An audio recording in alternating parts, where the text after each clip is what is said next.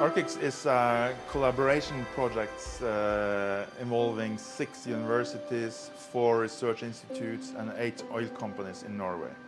And our aim and goal is to understand the petroleum resources of the Arctic, how to develop the best possible technology that suits the Arctic, which has the least possible environmental impact. The research is mainly divided into 3. So 3 intertwined projects. One is to understand the Arctic geology. We're dealing with petroleum geology and exploration of the Barents Shelf, so of course geology is a very crucial and important component. I've been working with several different projects and different aspects of sedimentation in Svalbard and the Barents Sea. But particularly I've been focusing on the Paleogene succession that were deposited 60 million years ago in what they call the central basin of Spitsbergen. So I think this basin is a good analog to some of the basins that you find along the western Barents Shelf margin. Here you can see there's a layer in the rocks that is a bit darker here, and across the fault you see that this block here has gone down on the other side of the fault.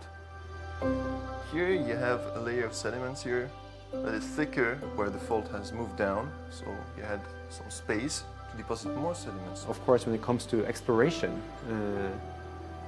having Svalbard as an uplifted part of the subsurface is very important, because then we can use this as an analog to the stratigraphy that the companies are working with in the southern part of the Barents Sea. The other one is to understand the environmental impact of our activities. We operate with ecosystem-based management in this region of the world, and that means it's a balance of protecting the environment but also utilizing the resources that exist there. And that is a big challenge, because you have to bring all the stakeholders to the table, you have to communicate the risks, and you have to come up with solutions and manage the future development activities.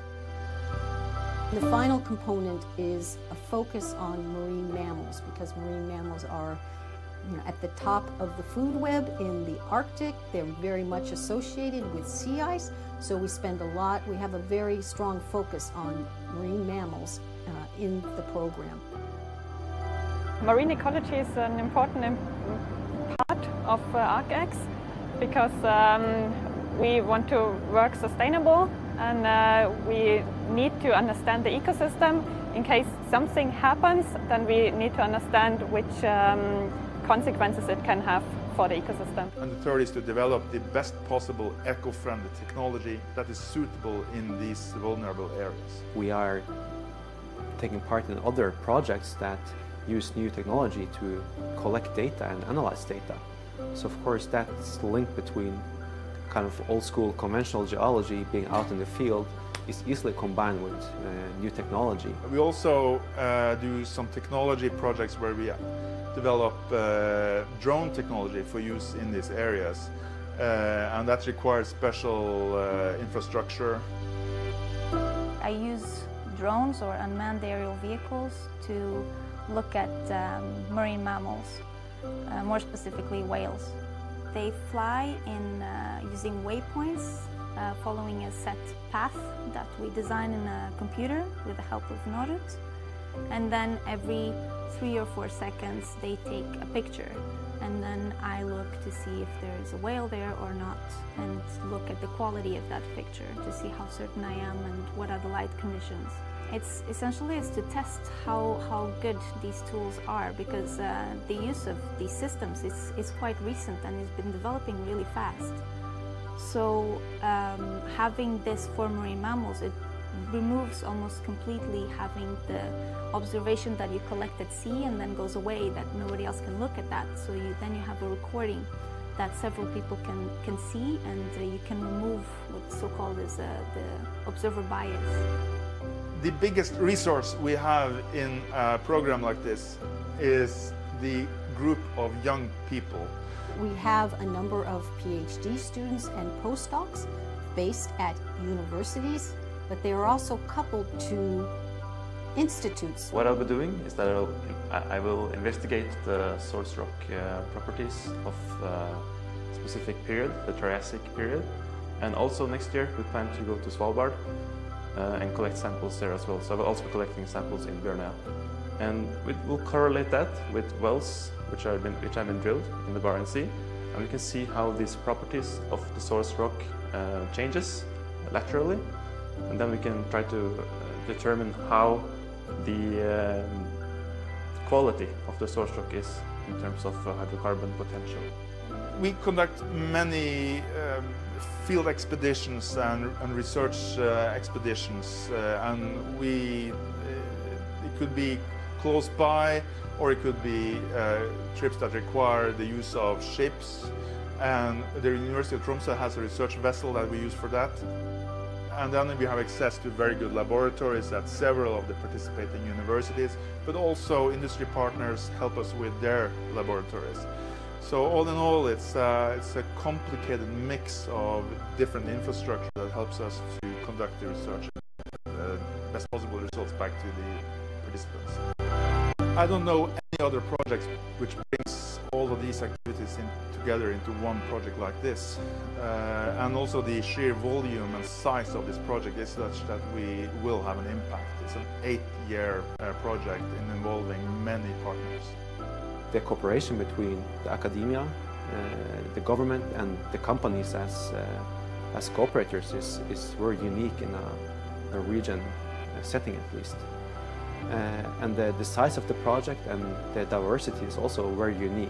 It's a continuous process of improving the way we do things as new knowledge comes to the table. By getting communication going, we can actually also get good information back from authorities that we can use to improve our research programs. The ultimate delivery, I think, is that we would have been very useful for the authorities, for the oil companies, and for the research institutions and universities who are involved in the project. We will have educated about 30 PhD students and trained postdocs, and we will have published a set of good papers in the best journals.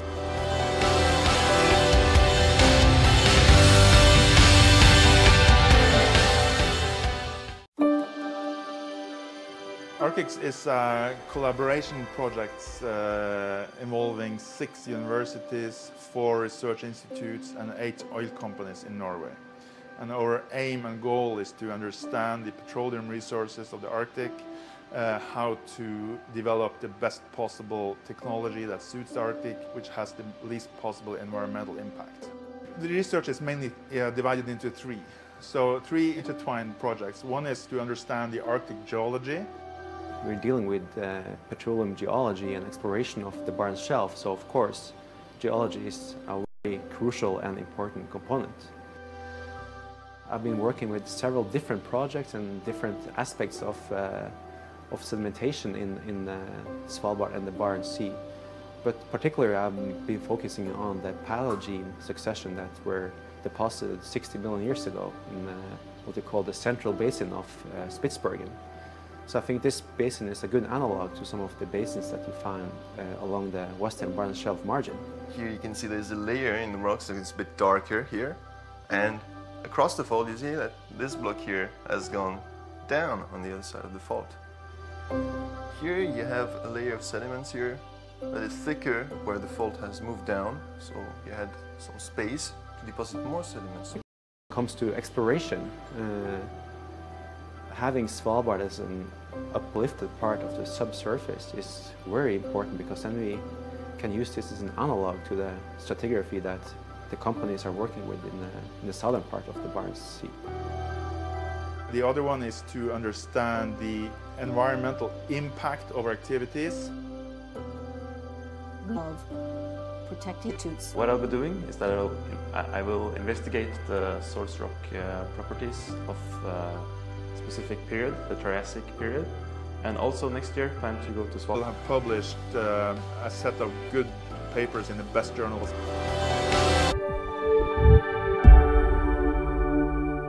One today, which is the struggle in the oil market between the impact of U.S. shale on the global system The third is the politicization of finance of oil and gas aimed at affecting the development of the oil and gas industry. And the fourth is what we call at IHS Markit the reinventing the wheel, the future of the automobile. And I should actually introduce myself. I'm Dan Jurgen, and I'm Vice Chairman of IHS Markit.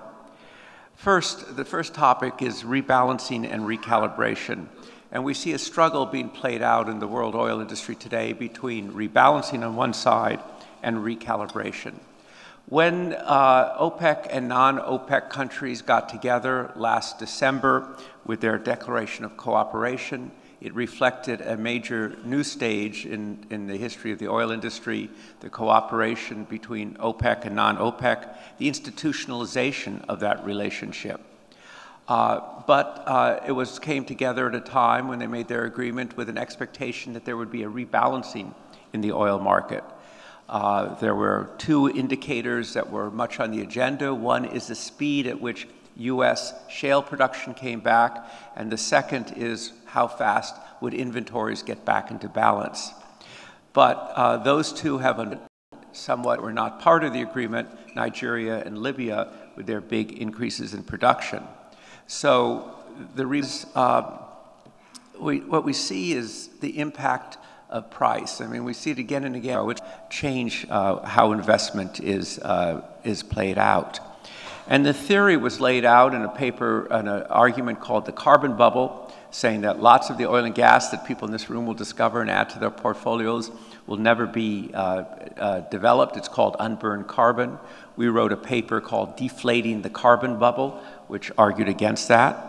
Then we saw the governor of the Bank of England give a speech in which he said that investing in oil and gas is systemic risk to the global financial system on the same order as the collapse of Lehman Brothers in September of 2008. Again, we took issue with that and said that it's not at all the same and it's a major confusion to make.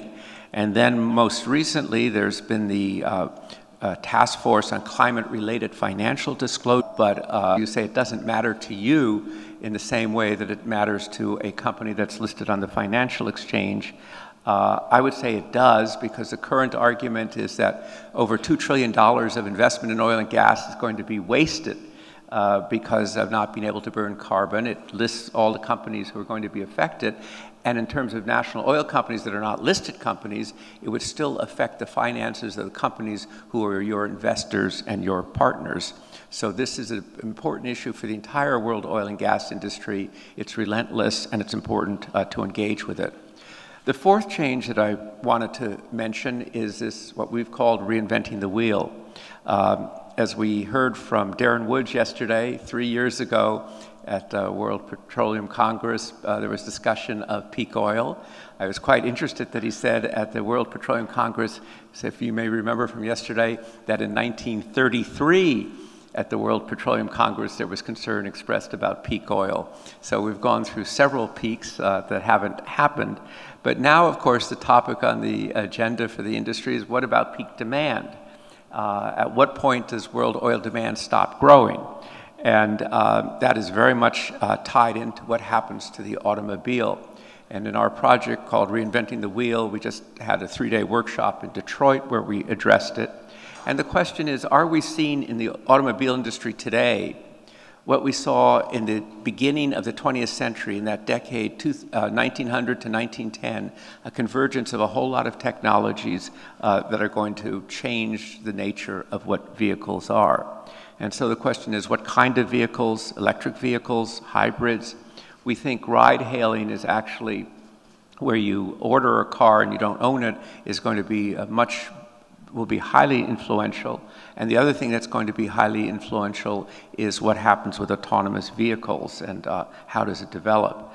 We heard yesterday electric vehicles only make up 0.1% of the car park, and there are many different theories out there about how fast they're going to grow. A lot depends upon government policy in terms of how fast they grow, because governments, if you look at it, are really a determinant here, where they were not a determinant. Standards will have an even bigger impact on determining what happens to the fleet. and that atomic shock, the continuing impact of shale on the global industry, and the way that it's changed the dynamic of the industry, and that it has its own dynamics, its own metric, which is kind of confusing the picture for the oil industry. The third is the politicization of finance for oil and gas, the weaponization of finance, and fourth, the great questions about reinventing the wheel. What kind of cars? Will you all continue the discussion? Thank you.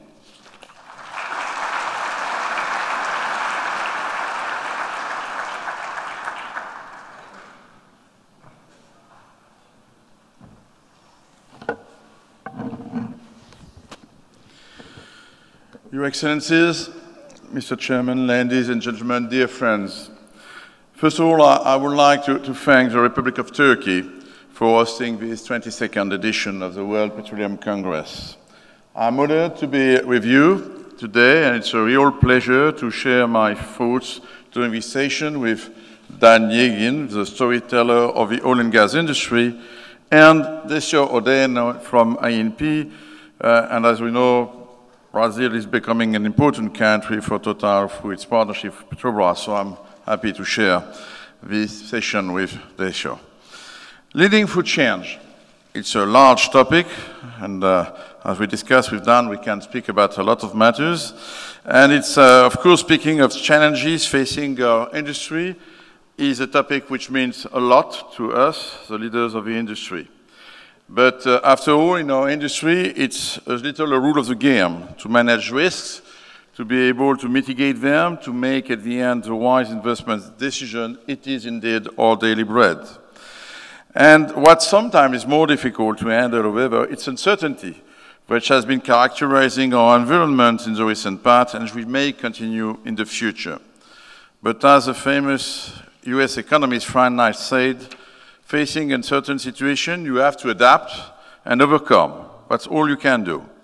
So that's a matter of leadership, to adapt and to overcome. And this is what I will try to discuss with you today in various sectors. We face, and I will come on different topics. One is, of course, facing the volatility of our industry in terms of economic volatility, of can we manage it? Second, about geopolitical uncertainties, and what can we do to overcome them? Third, of course, about climate change.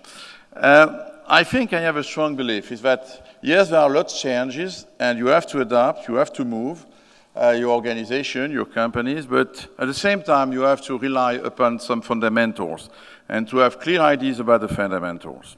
Facing volatility, economic volatility, is indeed, since 2014, I would say, a challenge for all of us. But in front of this volatility, we have to be obliged, in fact, to adapt ourselves, to put ourselves into questions, and to find the ways to become more efficient, and to fight against, I would say, the inefficiencies. To do that, we rely upon, I would say, some basics.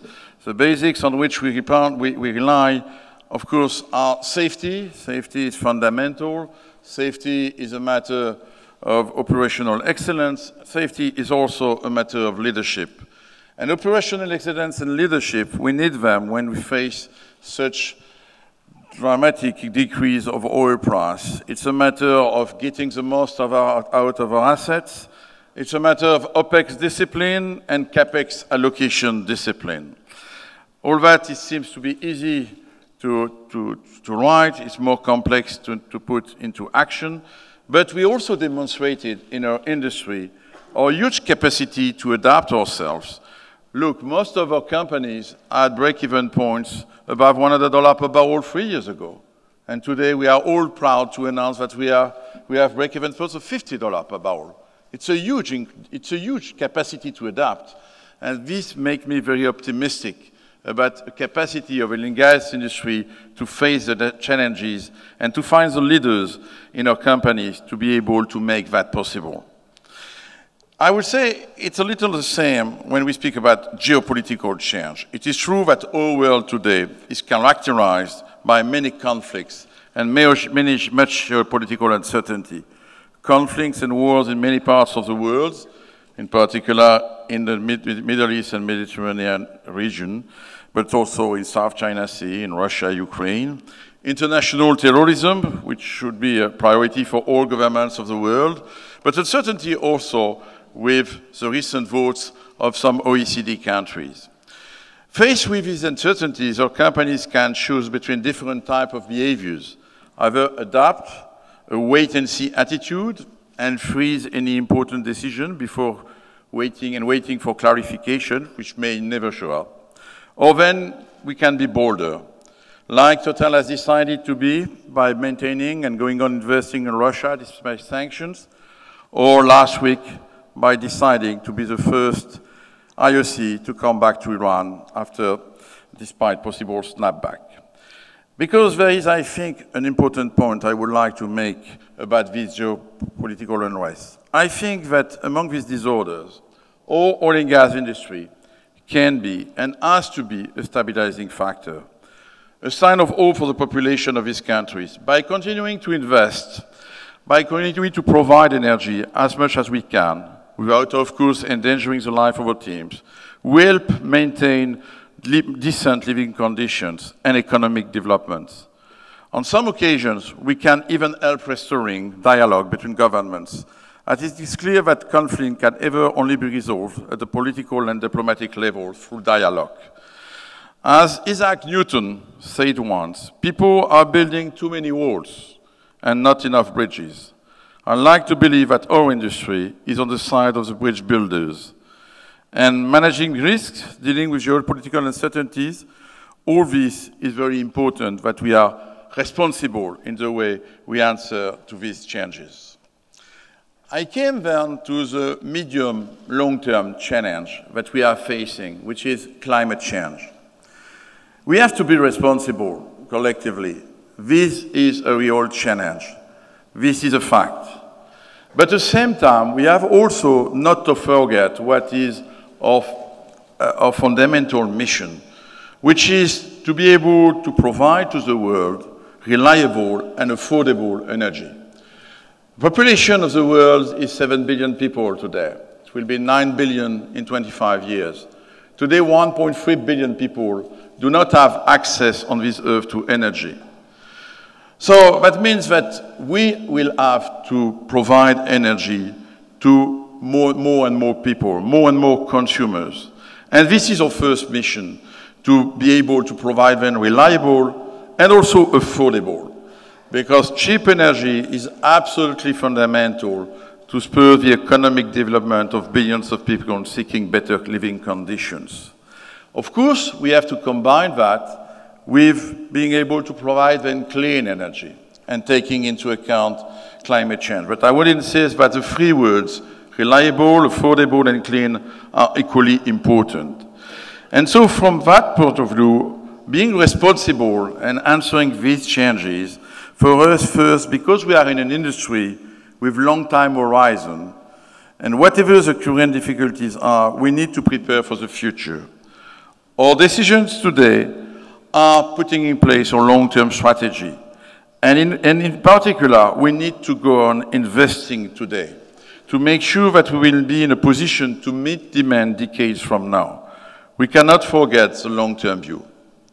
Being responsible, it means that we have to face some technological changes and to accept that there will be some energy mix evolutions in the coming years.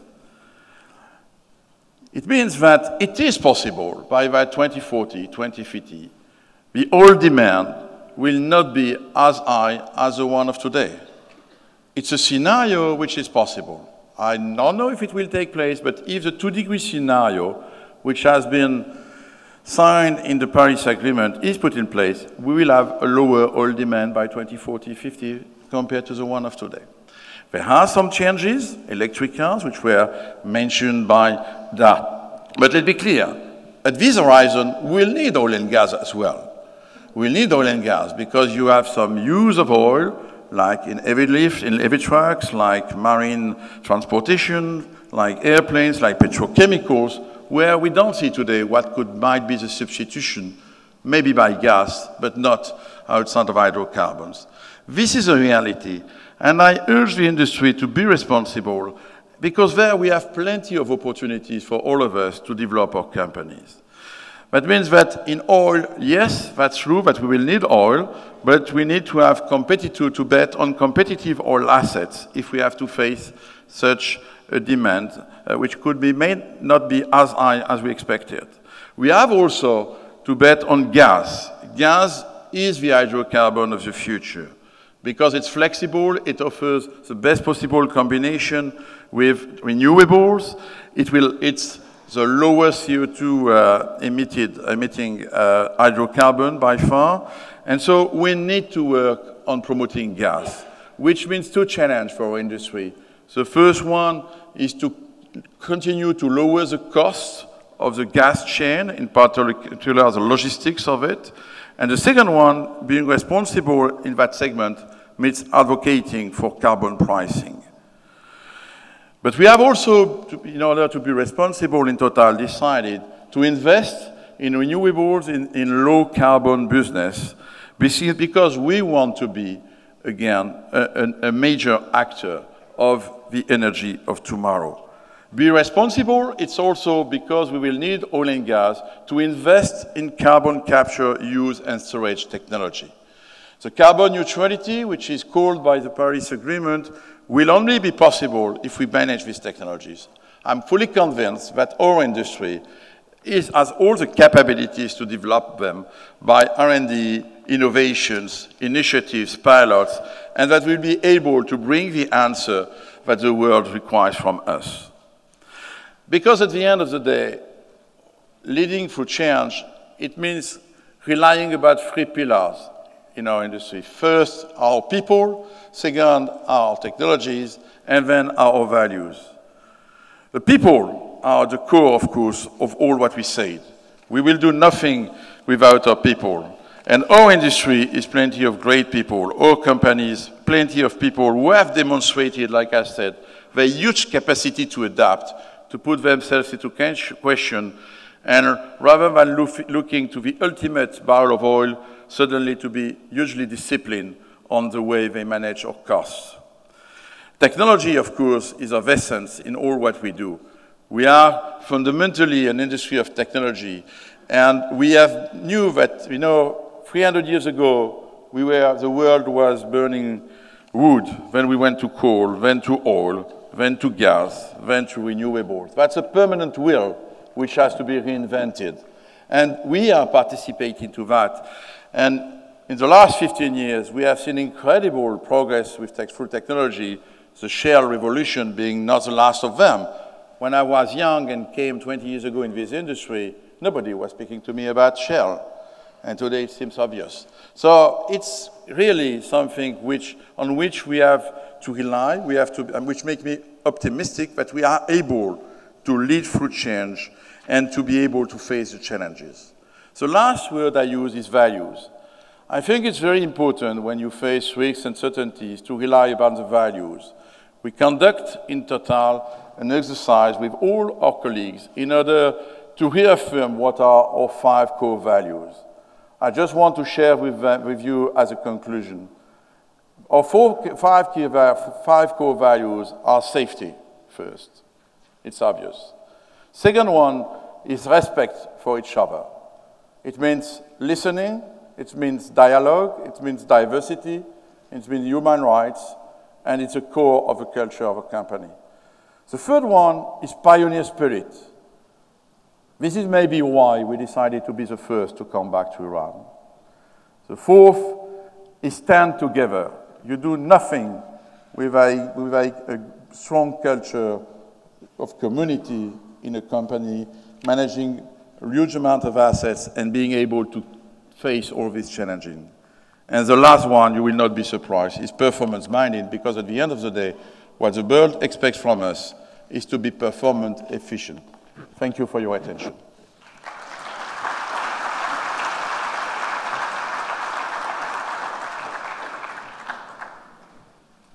Patrick, thank you very much for providing that really global perspective and global framework on change for the industry as we think about the future here on the bridges to the future.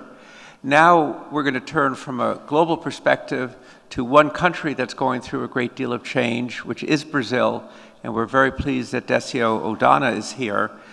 He has long experience in the at Petrobras, in the Petrobras sector, experience in the private sector, and now he has a crucial responsibility in helping to build the bridges to the future in the Brazilian oil and gas industry. So, Decio.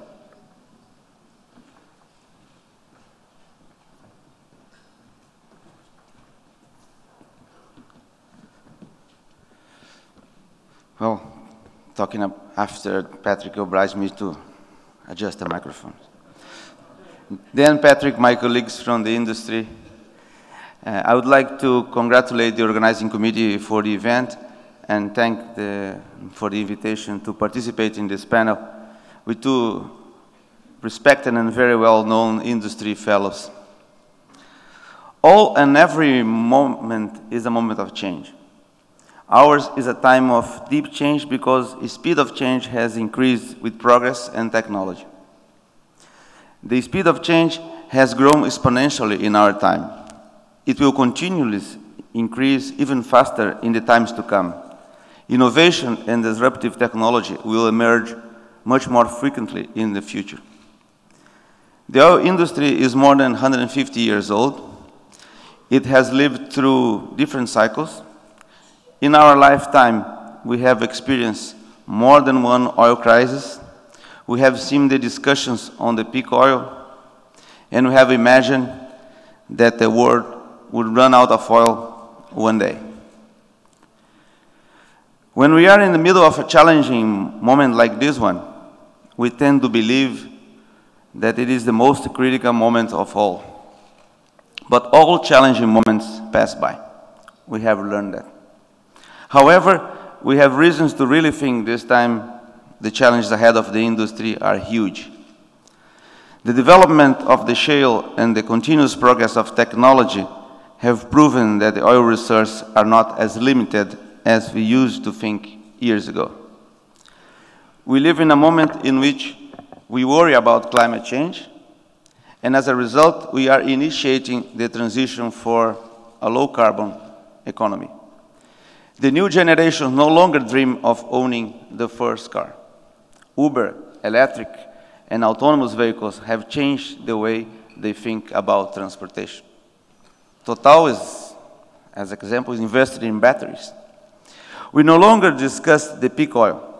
We have started to debate when peak demand, as Dan mentioned, shall occur.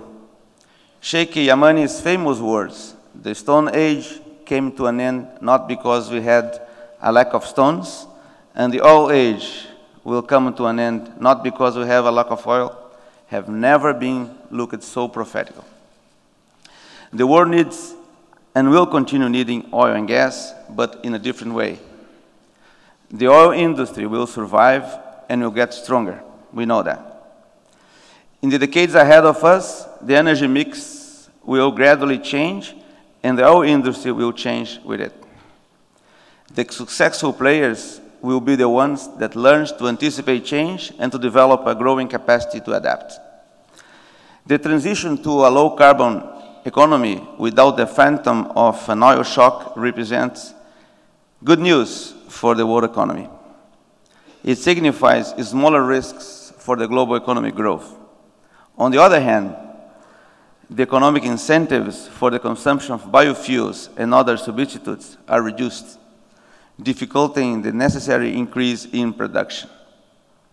These news are good news for the developed countries, but they are not so good news for developing countries in need of exploring their oil reserves and of taking advantage of their alternative fuels potential, like my country, Brazil.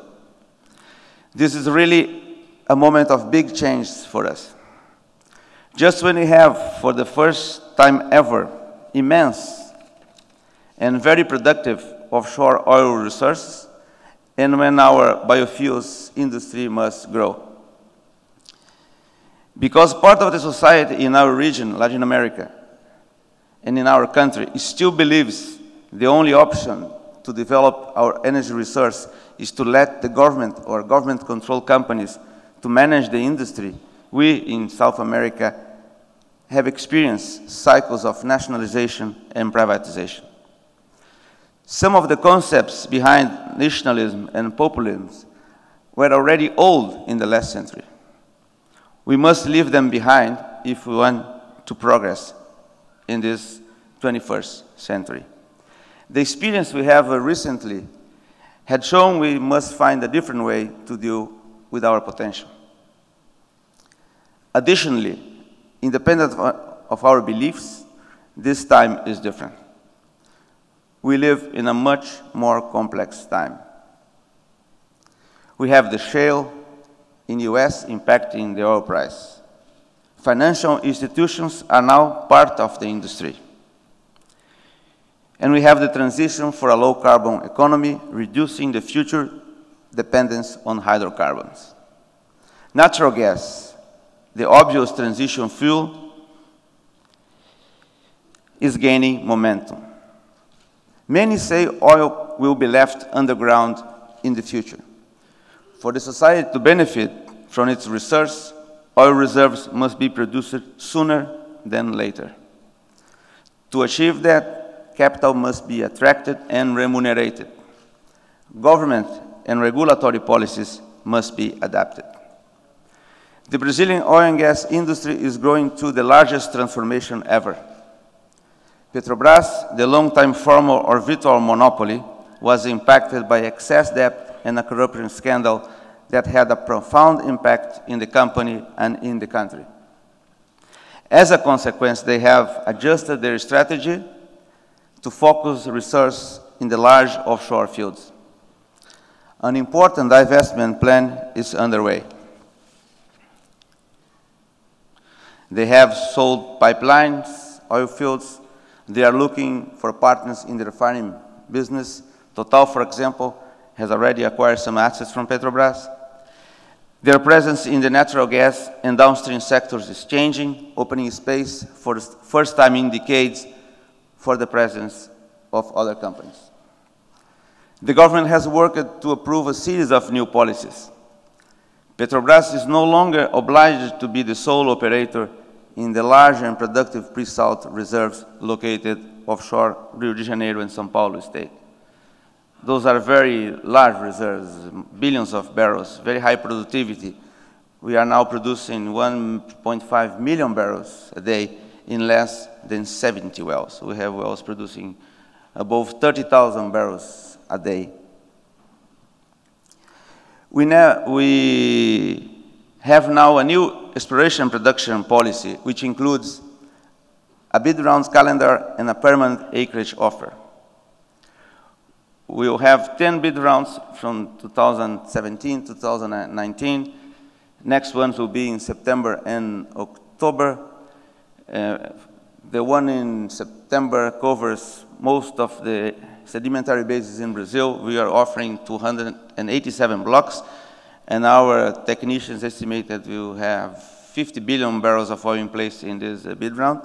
Then in October, we will have a bid round for these large pre-salt reserves, also very large prospects in offer. Local content requirements for the new bidding rounds were changed. We want to attract new players to explore not only these large offshore reserves, but also to tap the immense country prospectivity. We have very few wells drilled in Brazil so far. Less than 30,000 wells were drilled in history in Brazil. We had millions of wells drilled in the US. We still have basins, entire basins in Brazil in which we have never drilled a single well. 2 basins. I call them the virgin basins. Programs for the development of the natural gas market, the downstream sector, the biofuels, and the onshore exploration and production activities are underway. We need to create a very dynamic market, and we want to create opportunity for small and mid-sized exploration and production companies. As a result of all these political decisions and the Petrobras repositioning, we will have an open, diverse, and competitive industry in the upstream, downstream, and natural gas markets in the years to come in Brazil. For the first time since 1953, when Petrobras was founded, Brazil is open for investments in all sectors of the oil and gas industry. This is a unique moment of change and the biggest window of opportunity for investments in decades. As a consequence, the Brazilian National Petroleum, Natural Gas and Biofuels Agency, ANP, is working to adjust its priorities and its strategies to adapt the regulatory framework and to attract investments. Because we believe this change will benefit the Brazilian society and Brazilian consumers, we have taken a series of measures like modifying the E&P contracts and for the first time reduced the royalties in mature and frontier basins. We're also extending E&P contracts, simplifying procedures, amplifying the dialogue with our stakeholders, and accelerating asset transfers and our response time. We are aware that the bidding rounds will attract relevant investment and generate activity only in a few years' time. To accelerate activity in the short term, we plan to help unlocking projects that are about to reach final investment decision point. Solving pending local content questions and developing ideas for increasing production and the recovery rate in old and mature fields are some of the measures we have in our pipeline for the short term. We acknowledge the questions the current political situation in Brazil may raise, but we do not need any additional political decision to go ahead as planned and execute the September and October bidding rounds, opening up a new era in the history of oil and gas exploration in Brazil. What we are going through in the Brazilian oil and gas industry, in Petrobras, and in the agency is a clear example of a situation in which it is necessary to lead through change. This is the theme of this discussion. I have never imagined I would see such a transformation, let alone be part of it. I thank you very much for your attention and look forward for the discussions.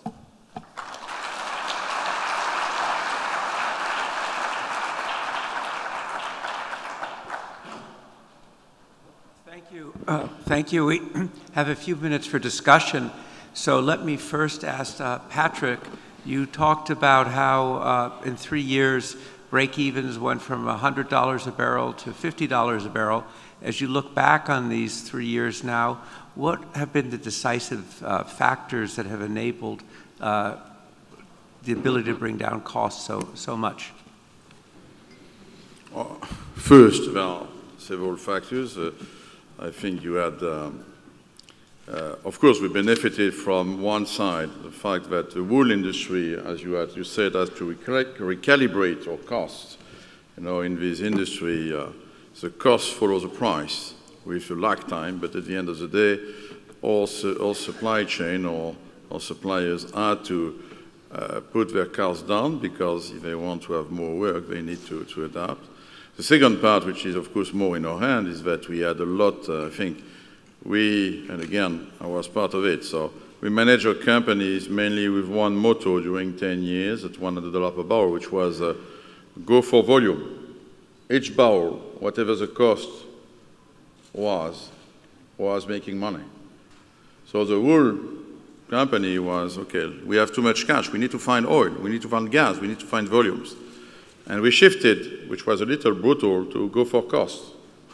It's a lot of discipline, a lot of, and what is, as I said, impressive to me is that we have been able to adapt very quickly and to demonstrate that we'll be able to be innovative in order to adapt ourselves. By the way, we had no choice, you know, at the end of the day, a company, we can spend the money we are able to generate, so that's a matter of fact. We had also, of course, to decrease the break-even to adapt our investment level.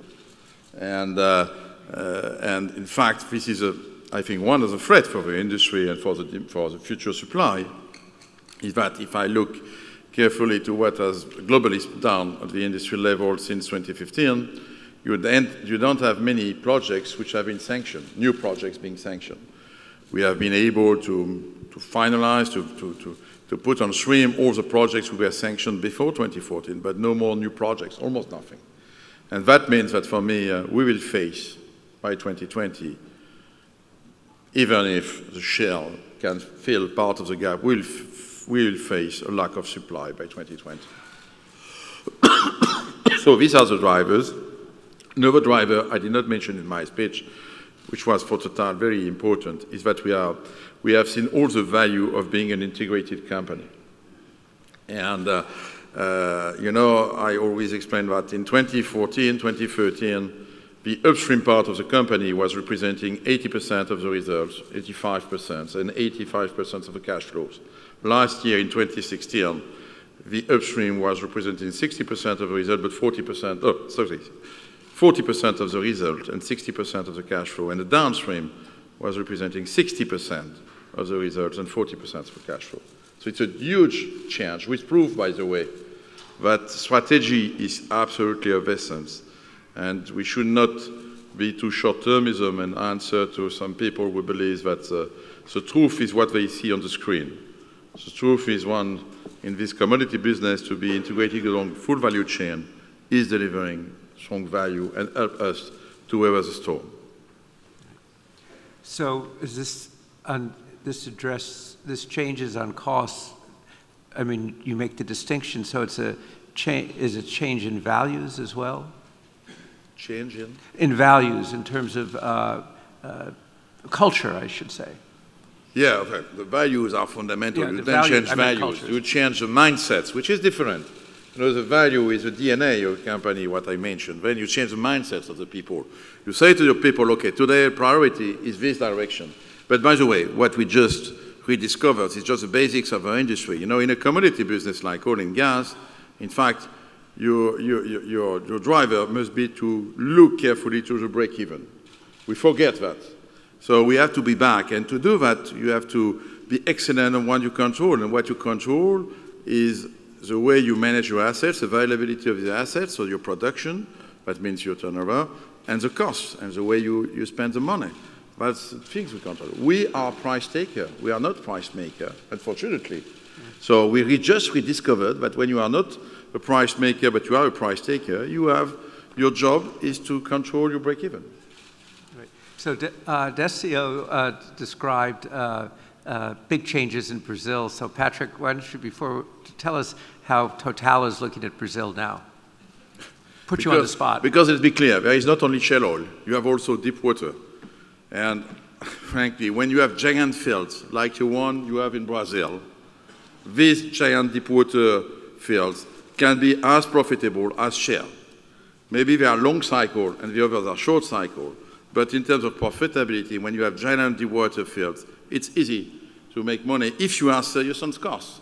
And the real challenge for us with Petrobras in Brazil is to be able to drive the costs down. And you will see that on Libra, which is a giant field, we have 3 to 4 billion barrels on the northwest part of Libra. We will be able to deliver a project which will be with a break-even under $20 per barrel. So we are able to do that. You know, when I joined the industry in '97, we developed deep water in Angola for $6 per barrel, capex plus opex. So everything is possible. It's a matter of focus. It's a matter of innovation. And so for us, going to Brazil was an obvious case. And we are very happy to have managed to have that deal with Petrobras to expand our deepwater competence and to work together to make all these deepwater giant fields profitable. Right. So Decio, you made a very great historical point. You said all challenging moments pass by. Nevertheless, you are living in a challenging moment now. Tell us, how challenging is it to have brought these reforms in Brazil? It will pass. It's really challenging because it is a combination of challenges. We have the traditional challenge in the industry, the shale, the reduction in the oil price, the advancement in the technology, and Patrick was saying about the Libra field and all the developments in order to make it more profitable and competitive in terms of the global scene. We have the political challenges, and we are going through extremely challenging times in Brazil in terms of politics. And we have also our challenges, because as I mentioned, in Latin America and in Brazil in particular, we have a tendency to appreciate national companies and nationalisms. And when you perform a change huge like the one we are trying to do in a country in which for the last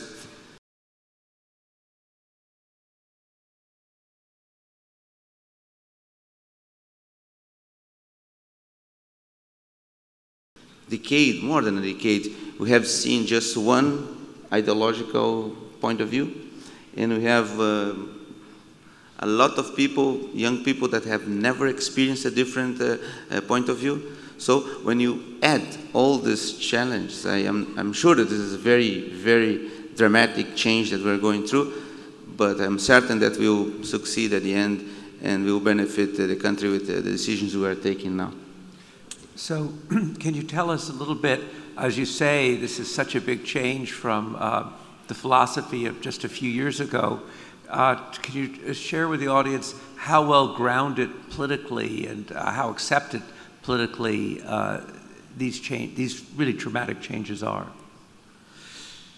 Well, Petrobras was founded in 1953. It started operating in 1954 as a state monopoly. So during this large period of time, we had Petrobras as a monopoly with two exceptions. In the 70s, during the military rule, we had experienced some exploration production risk contracts after the first oil crisis. And it's curious to say that international companies had drilled wells in the region in which you have later discovered these large pre-salt reserves. And then in the 90s, we had the Petrobras monopoly formally extinguished, the agency was created, and we had opening up, but in the E&P sector, very successful. And when we discovered these very large reserves, the government at that time in 2007, 2008, decided to discuss the regulation to be applied in these oil reserves. They decided that Petrobras must be the sole operator in this region with at least 30% share. And they stopped the very successful bidding round process that we have been doing for a decade. And then we stayed 5 years without any bidding rounds. So the industry now is suffering from this lack of opportunities for exploration.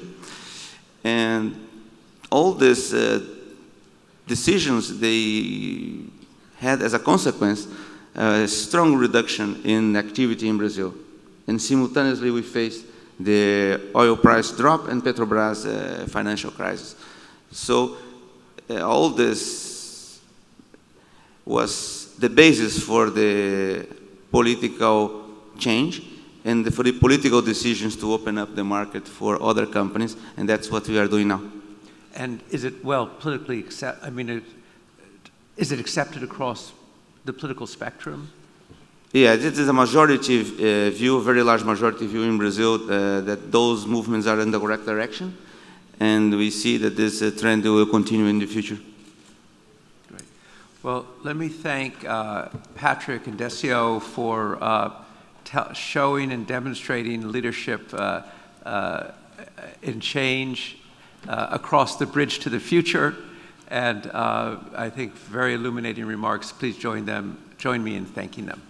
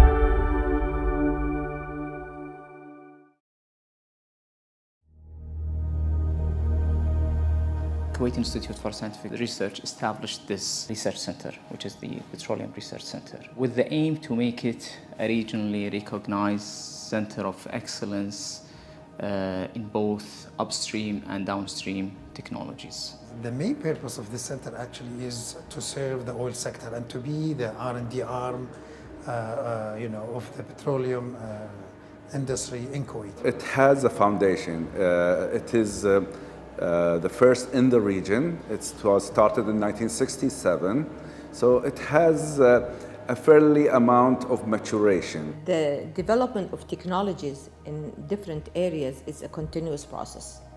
Why you develop every time? Because there is a need, there is a requirement, there is a way that you have to find a cost-effectiveness technology, impress technology which can fulfill your requirement. There is enormous challenges that the petroleum industry is facing, and those challenges definitely needs innovative answers. We are concentrating on how to improve the reserved oil in the country, how we can probably develop technologies to improve the recovery. In this center, we have 5 types of programs.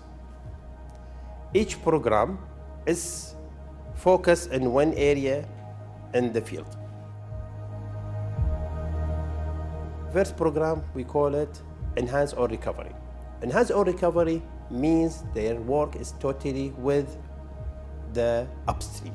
The reservoir is the more complex part of the earth geology, and as we go to deeper and more difficult oil, we need more understanding. This way we will enhance our capability of producing at lower costs.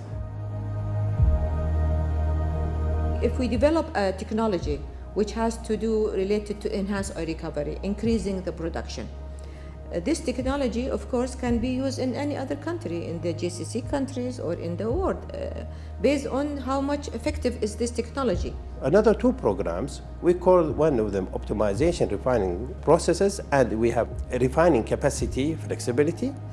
These 2 programs under the downstream process. This program particularly deals with the hydroprocessing. Hydroprocessing means you treat the petroleum fraction in presence of the catalyst and the hydrogen. We have a number of patents related to the spent catalyst in which we try to develop a technology to recover the metals as well as to reuse this spent catalyst. This can be used everywhere if it is acceptable and then commercialized. We are very good in catalysis monitoring. Also, we have now for producing the catalyst as well. We're preparing of the catalyst evaluation, and also we are doing it in our labs. We have here a unique lab. We call it pilot plant, which is simplified from the refinery. We try to align our research activities with the requirement needed by KNPC, and at the same time having this facility which I'm talking now here is give us the opportunity, because this consider a small refinery which is mimicking the real refinery. It's operational 24 hours. So if we target a certain specific product, so we can make a full study, giving the results, upon the completion of the results, giving it to the client, namely KNPC, there is a great potential to they use it on the commercial units. It's important because the refinery and all the technology are changing with the years, okay, in order to take account of the environment. But more you take account of the environment, you reduce the gain of the refinery. You have to maintain your gain respecting the environment. Because of this, we are developing this technology that they are taking account all these elements. Petroleum refining, you are processing specific feedstock, but this feedstock's also properties is changing, so you need to develop catalyst. As the property changes, the sulfur content, for example, the sulfur content is increasing. So what technology that you have to use in order to reduce the sulfur, to be accepted worldwide, so the people, they can buy your commodity or your product, which is meeting the international standards. So the demand for technology development is always there. Fourth one, which is the corrosion assessment and mitigation. And here it's falling into two areas, which is downstream and upstream, and to prevent any kind of failures happens in the future. Cost of corrosion for the oil industry is in millions. Imagine a simple failure in a refinery, a crack in a vessel or a pipe or a reactor. It means for the refinery shutdown of a unit, and they take several days to change the damaged piece of equipment. So you lose production for several days. The last one, which would be petrochemicals. In our program, we are focused on enhancing the product properties, and we are focusing as well on trying to engineer high-performance polymers.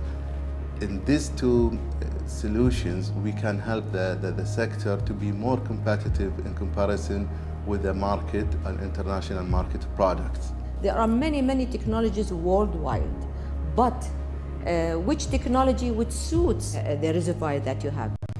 Imagine not only each country has its own oil properties, but each well, it has its own characteristics. So in this case, you have to really look into technology to produce what we call this type of crude oil, which is under category of non-conventional oil recovery. That's why we introduced the improved oil recovery, the enhanced oil recovery, to produce the heavier feedstock.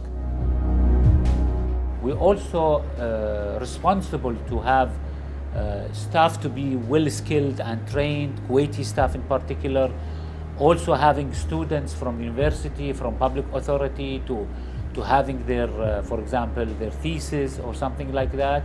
So we work collaboratively with those affiliation in order to end up with high caliber staff that can not only be used at Kisar but also in the oil sector.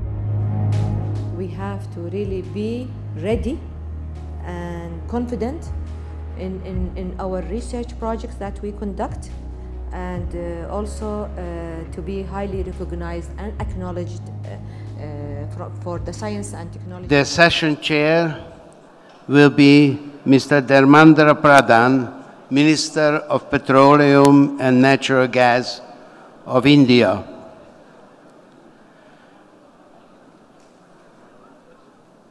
Excellency Pradhan will be introducing the other speakers. So my role has ended, and I'd like to ask His Excellency Mr. Dharmendra Pradhan to take the floor.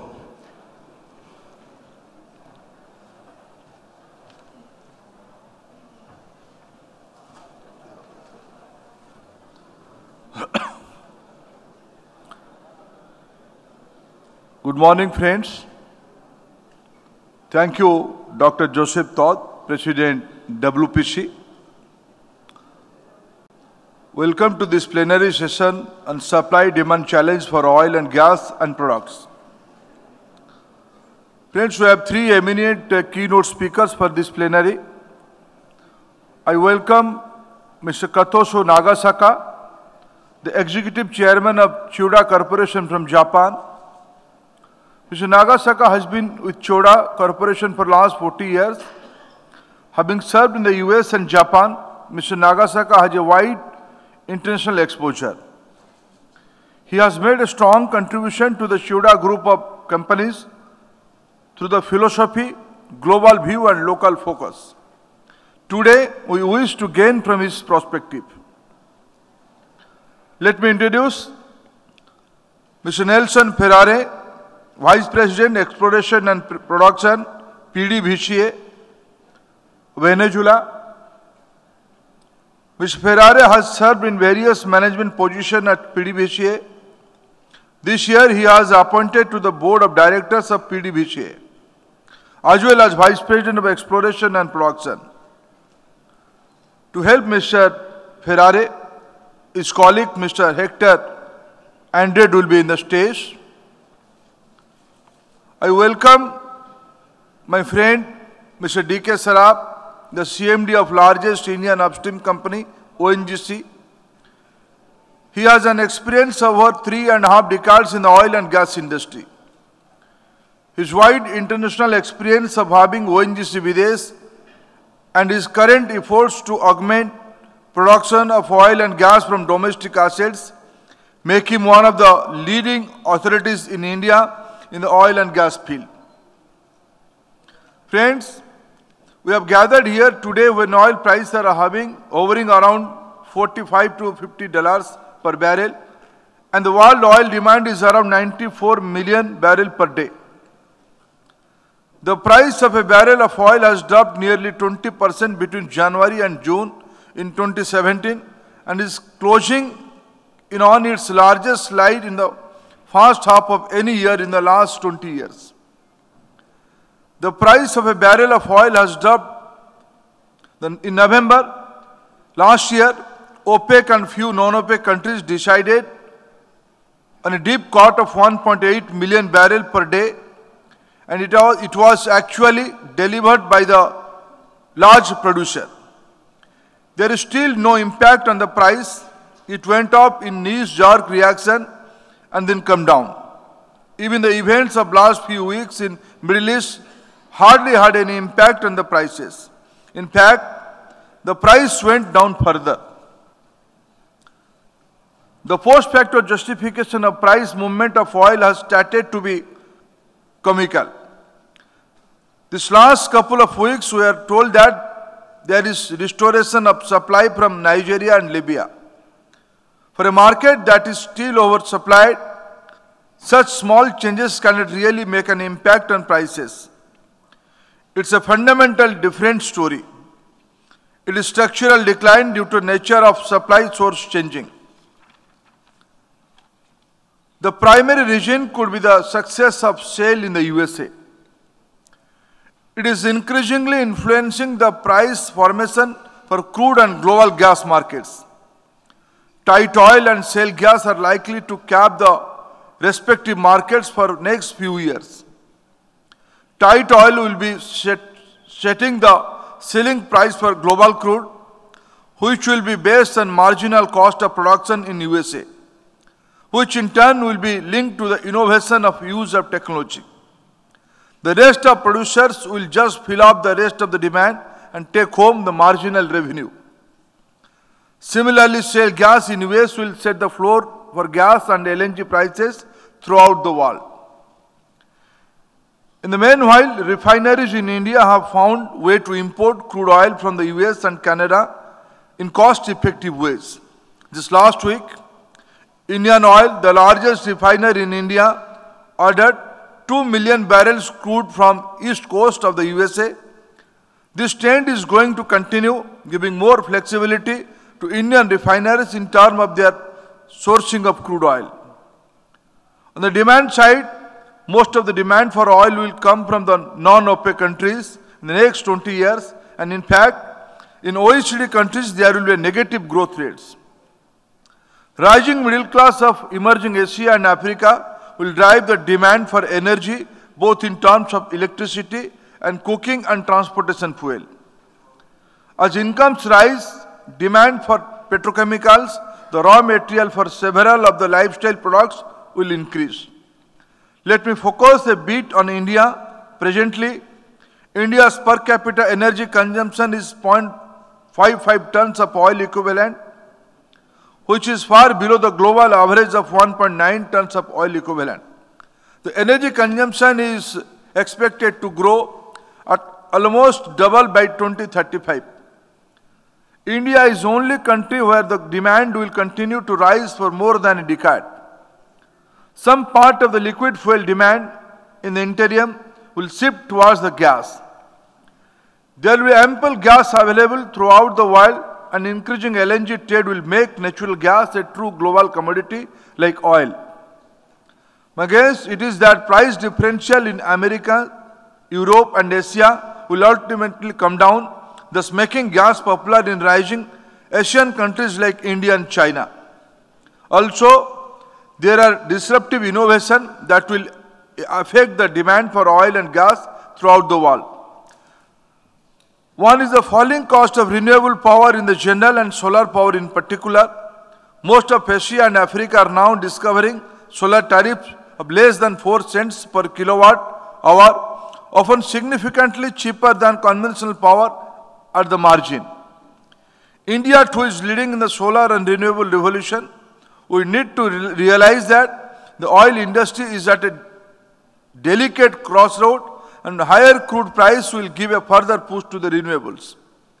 We are told that there is going to be breakthrough in the battery technology, and renewable source can magnificently and sustainably take over conventional energy source in near future. The other big development is electric vehicles, which is related to my previous point and can have a far-reaching impact on the demand for oil and gas in the world.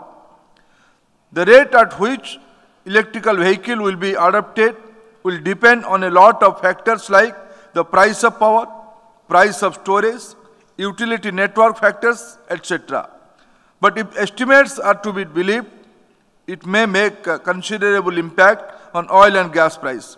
Overall, we are at a stage like never before in the past that the future of oil and gas supply, demand, price, etc. may remain uncertain in the short and medium term. During my meeting with OPEC in May, I raised the issue that OPEC should work towards responsible price, which would allow major consuming countries to provide energy to the common people. Higher price should force them to go for alternate forms of energy, which should be slowing down the demand of crude oil. I would like to also underline here the importance of market. In today's oversupplied market, it is important for producers to understand the perspective of consumers and demand centers and changes that have taken place in these demand centers. As the security of supplies is an important factor of consumers, security of demand is equally important for producers. Today, I have 3 very eminent fellow panelists. One is from Venezuela, oil producing country, and 2 from Japan and India, which are coming the largest consumers. It will be interesting to hear from them their perspective and how they view the change in the industry. First, let me invite Mr. Katosu Nagasaka, Executive Chairman, Chiyoda Corporation, Japan, for his keynote address.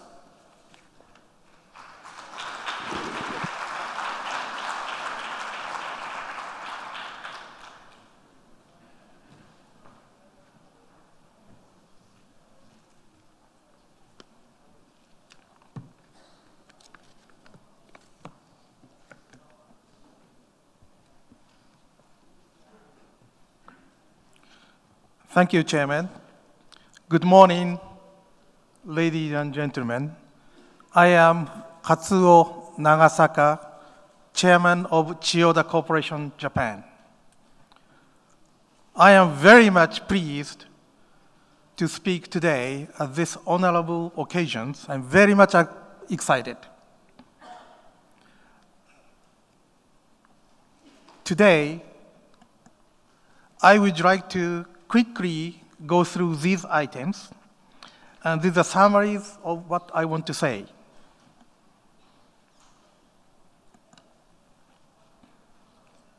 Global energy demand will continue to expand in line with economic and population growth.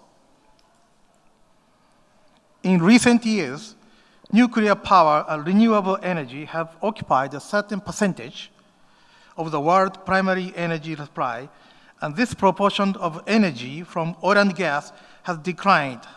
However, the total energy demand continues to grow, if necessary, to continue ensuring a stable supply of oil and gas. Oil and gas prices have fallen sharply since 2014, and investment related to production has similarly decreased. A supply shortage might become apparent in the latter half of 2020 if this situation continues and improvements are not made in both consumption and production, such as establishing new business model to improve profitability by reducing cost across the whole value chain and sharing risk between stakeholders. A further challenge is impact of global warming, which requires reduction in carbon dioxide emissions. Engineering company like Chiyoda has engineered and procured, constructed hydrocarbon processing facilities in many places all over the world. These are just track record of our company's history in this country and also in this industry.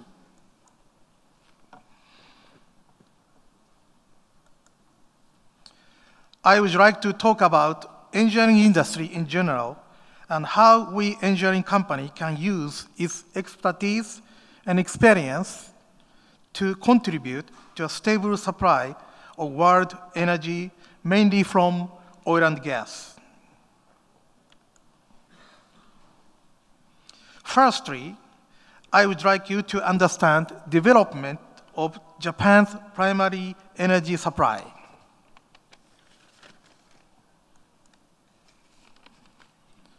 The two oil crises of the 1970s had a major impact on consumers, and major policy changes were taken in Japan to reduce excessive dependence on oil.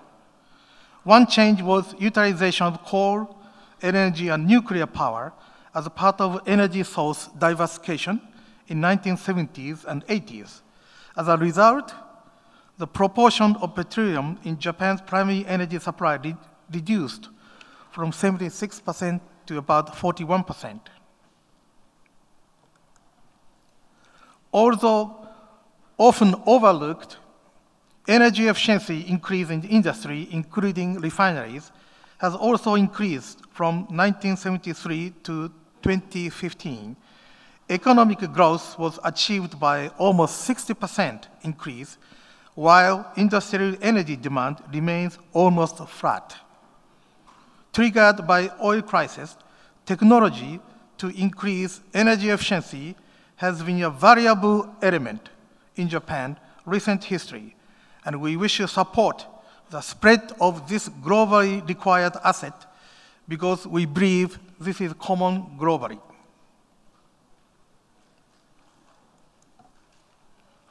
Another change was lightening and more effective use of heavy oil, which adds value by desulfurizing and cracking, enabling cheaper sour crude to be processed in response to expanding demand for gasoline and diesel in the motor industry.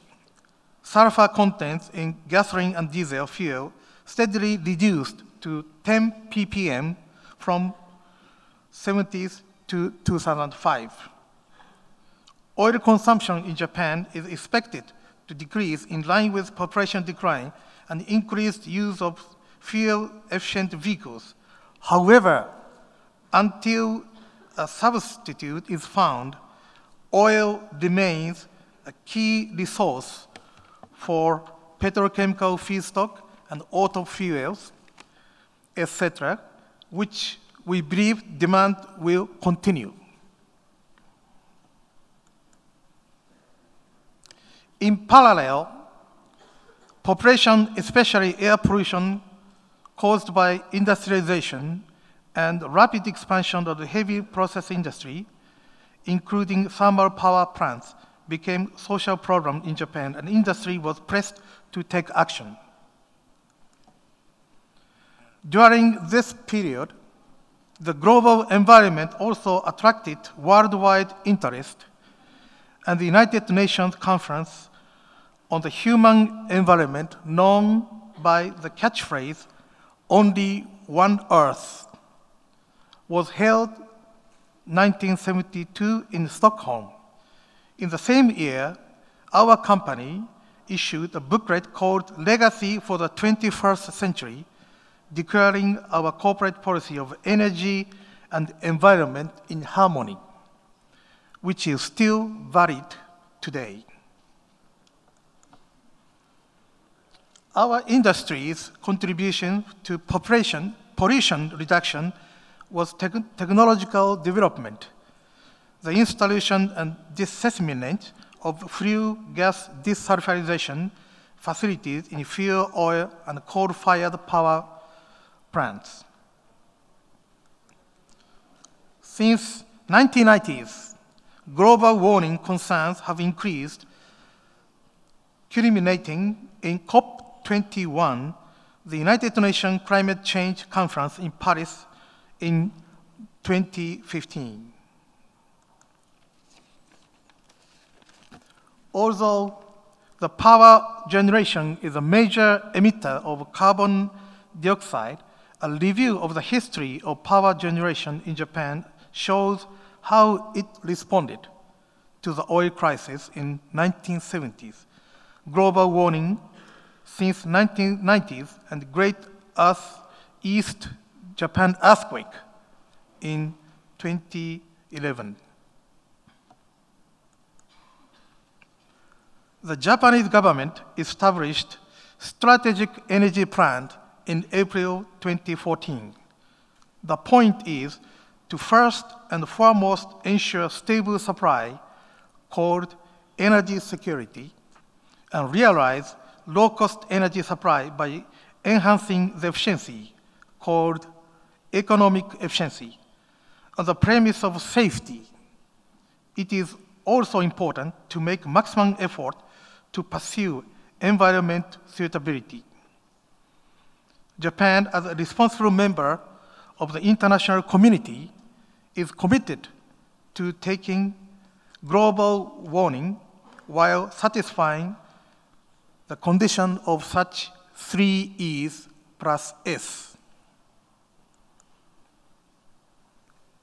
Every energy source, such as oil, coal, gas, renewables, nuclear has its own advantage and disadvantages.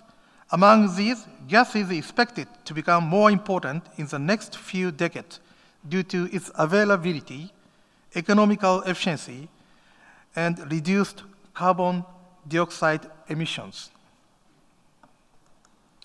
Although the LNG wood market is increasing and number of countries exporting and importing LNG is rising, new project development is stagnant under current economic conditions. To confront challenge and materialize investment, it is necessary to implement appropriate business model to reduce cost in the value chain and share risk among stakeholders. Worldwide engineering companies are focusing on reducing plant cost, construction cost, by working jointly with owners, subcontractors, vendors, and government agencies. However, we never compromise on safety. Since safety is our core value and is central to the people concerned in this industry, so far as it has been respected, we will proceed cost reduction work. We will review current specifications and standards supplied by the client, and by collaborating with all the project stakeholders, seek to initiate and propose new innovative concepts and solutions to reduce cost. Finally, I would like to introduce 3 new technologies that our company is currently working on in order to support a stable energy supply in a medium to long term. Firstly, spare hydrogen. Spare hydrogen is a technology that enables efficient hydrogen transportation and storage by applying organic chemical hydride. Secondly, renewable or bioenergy for the liquid fuel production. We are engaged in EPC work of pilot plant construction, which will produce light distillate for jet fuels utilizing RJ substance. Thirdly, methane hydrate. As a member of research consortium, we participate in investigating the effective use of this methane resource, which is said to be abundantly available around Japan. Lastly, we international engineering companies utilize our experience in a spirit of collaboration and cooperation to contribute tackling global challenges through technological innovation and expertise. And gas, such as LNG, will, among others, be an essential source of the world baseload energy for the foreseeable future. We are prepared and ready to safely secure stable supply of the key energy resource and contribute to tackling the impact of global warming through our work. We will then continue contributing to the world's stable energy supply, utilizing not just oil and gas, but next generation technology with our breakthrough engineering work.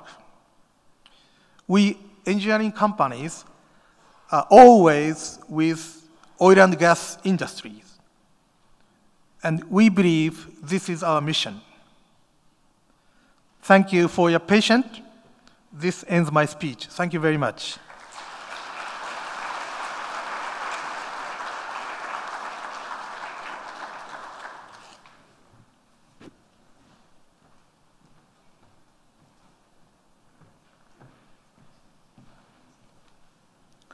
Thank you, Mr. Nagasakan. Let me invite my friend, Mr. Sarab, to put forth his point of view.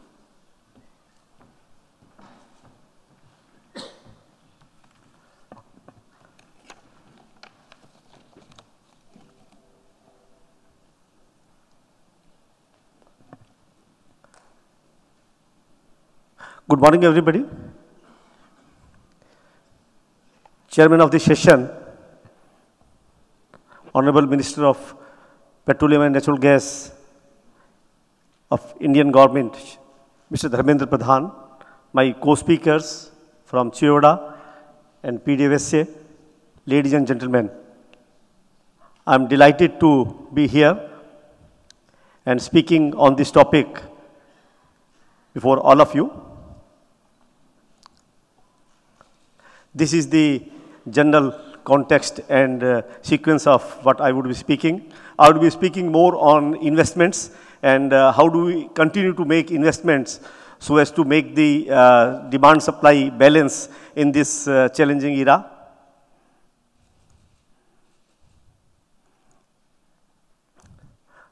This is a chart which everybody would have seen in many contexts, whosoever is related to oil and gas industry. Global energy headlines have dominated by the lower crude oil prices during last 3 years or so, after the highs of 100 plus during 2011 to mid-14. Prices hit rock bottom in early 2016 when Brent was below $30 a barrel for the first time over a decade. While the prices hovered around $50 to $55 range for most part of first quarter of 2017, but it again dropped to under 50 in June 17, touching a 10-month low of $45 a barrel. In fact, the price performance in the first half of 2017 has been almost worst ever in the last 20 years or so. In the context of prevailing low oil prices, India has been a strong beneficiary of the situation, considering its steep dependence on crude imports. Our crude import bill has come down by 50% in dollar terms in fiscal 16-17 when we compare it with fiscal 14-15. We, however, say that only the current prices are normal.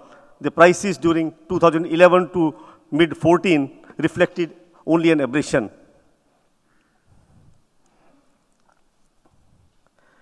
The recent price recovery started in late 2016 when OPEC decided to undertake voluntary production cuts in order to support prices after 2 years of uncontrolled production. But as we can see, it has not yielded the desired outcome of increase in prices in terms of pace as well as quantum. The deal between OPEC and 11 other non-OPEC countries with plans to take almost 1.8 million barrels of crude oil off the market was largely successful in terms of compliance. However, the prices evidently have not shown any reliable sign of sustainable recovery. Now that the deal has been extended to first quarter of 18, we would have to really see that what it brings in future. As per US EIA reports, demand-supply position has come to a balance, in fact, a slight deficit in first quarter of 2017, but with the growing supplies from Libya and strong pickup in US shale activity, we still could be off from reaching a situation of sustained market tightness that could prompt a steadier price recovery. The new normal low commodity price, or this lower for longer or this lower for ever outlook, has made it necessary to have a strong reassessment and rejig of operational as well as business practices and processes with a view to contain costs. With a for a capital intensive industry that we are, it is much more needed as a reaction from the sector in order to maintain sustainable and continuous operations in the depressed market environment. Also, the period from 2010 to mid-14, when the prices consistently remained buoyant, somehow induced a lot of false sense of stability of prices around high level, which in turn led companies to have aggressive expenditure cycle, which in today's time would not seem justifiable. Many such expenses which were discretionary rather than necessary. Certain inefficiencies also crept into the system. The discussion which we have today is not when the prices would again go up to 60, 70 or 80, but now how do we grow or even just sustain businesses despite low oil and gas prices? This is a challenge as well as an opportunity. While the earlier focus of technology was mostly to find new oil and gas or to achieve breakthrough in the new areas, the focus today is how to achieve more and more productivity gains. As the slide shows, the technology was mostly to find new oils. The cost savings have also been achieved not through application of technology, but also on various other fronts, right from cost reduction in services, contractual realignments, production redesign, etc. Some of these are cyclical and may return to the cost when the market recovers, particularly the ones which are related to hiring of services and equipment. But the industry must strive to retain the internal gains in order to become more nimble and resilient in future period of volatilities. The US has been the best example of achieving or unlocking greater level of efficiencies during this period. When the crude prices start dropping, many assumed most of the US unconventional market will be rendered unviable. But here we are today at $50 price point, and US rig count is growing. US production is growing, and the estimate is that it will reach all-time high in 2018 as per US EIA. Not just the USA, the story has been repeated with varying degrees of success in the globe. Global break-even costs have fallen by $19 per barrel in the current weighted average of $51 per barrel since the peak of 2014. Capex for 2017 projects is expected to average just $7 per barrel from $17 per barrel of 2014 projects. Of course, the degree to which the costs have fallen vary as per the terrain or geography or the type of development as well as fiscal framework of the host country. Speaking of ONGC, while we drilled the highest number of wells over the last fiscal, we achieved drilling speed gain of 25%. Our cost per well has also come down significantly by 37%. I think this is a remarkable achievement for the sector.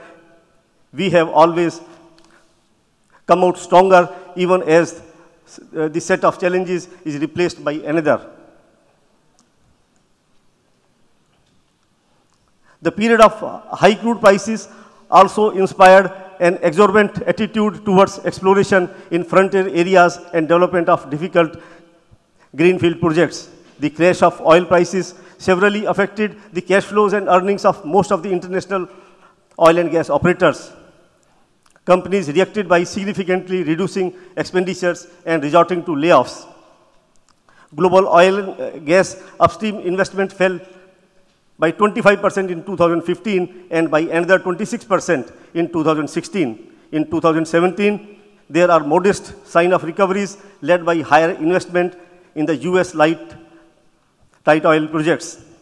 As per IHS, global E&P spendings dropped from $693 billion in 2014 to just $368 billion in 2016. However, the result of slowdown in investment will not be evident right away, but it will be reflected in 4 or 5 years' time as the global surpluses may not be able to meet overall demand.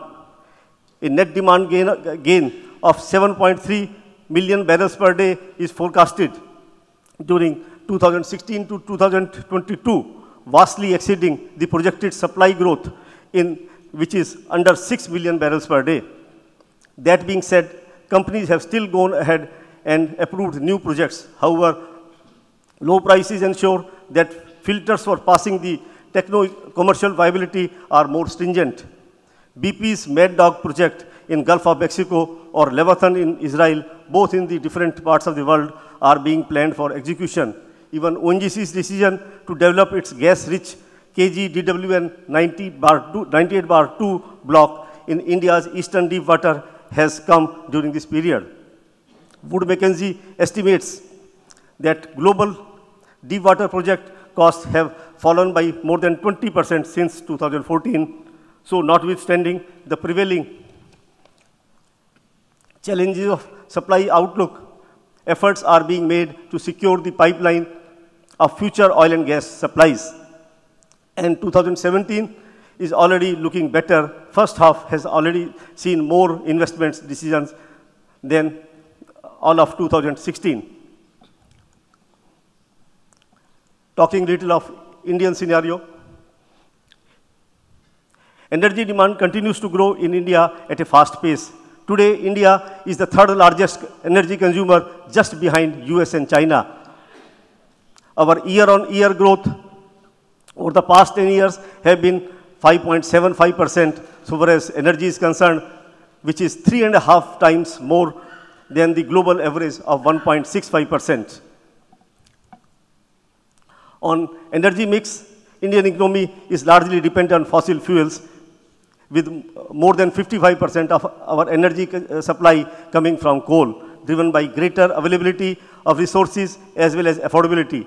Energy affordability is a major issue in the domestic power sector, as we need to strike a balance between expanding the reach of the energy economics of providing energy to the poorest of the countrymen. Share of oil is comparable to that of global average. However, the share of gas is significantly less than the global basket. In the recent years, the government has been proactively prompting the usage of gas. Target is to increase the share of gas from current 6 to 7% in the next few years. Pipeline network is being expanded. New regas facilities are being made, but more importantly, a new favorable environment is being created for boosting the production of indigenous gas through higher investment in the E&P sector.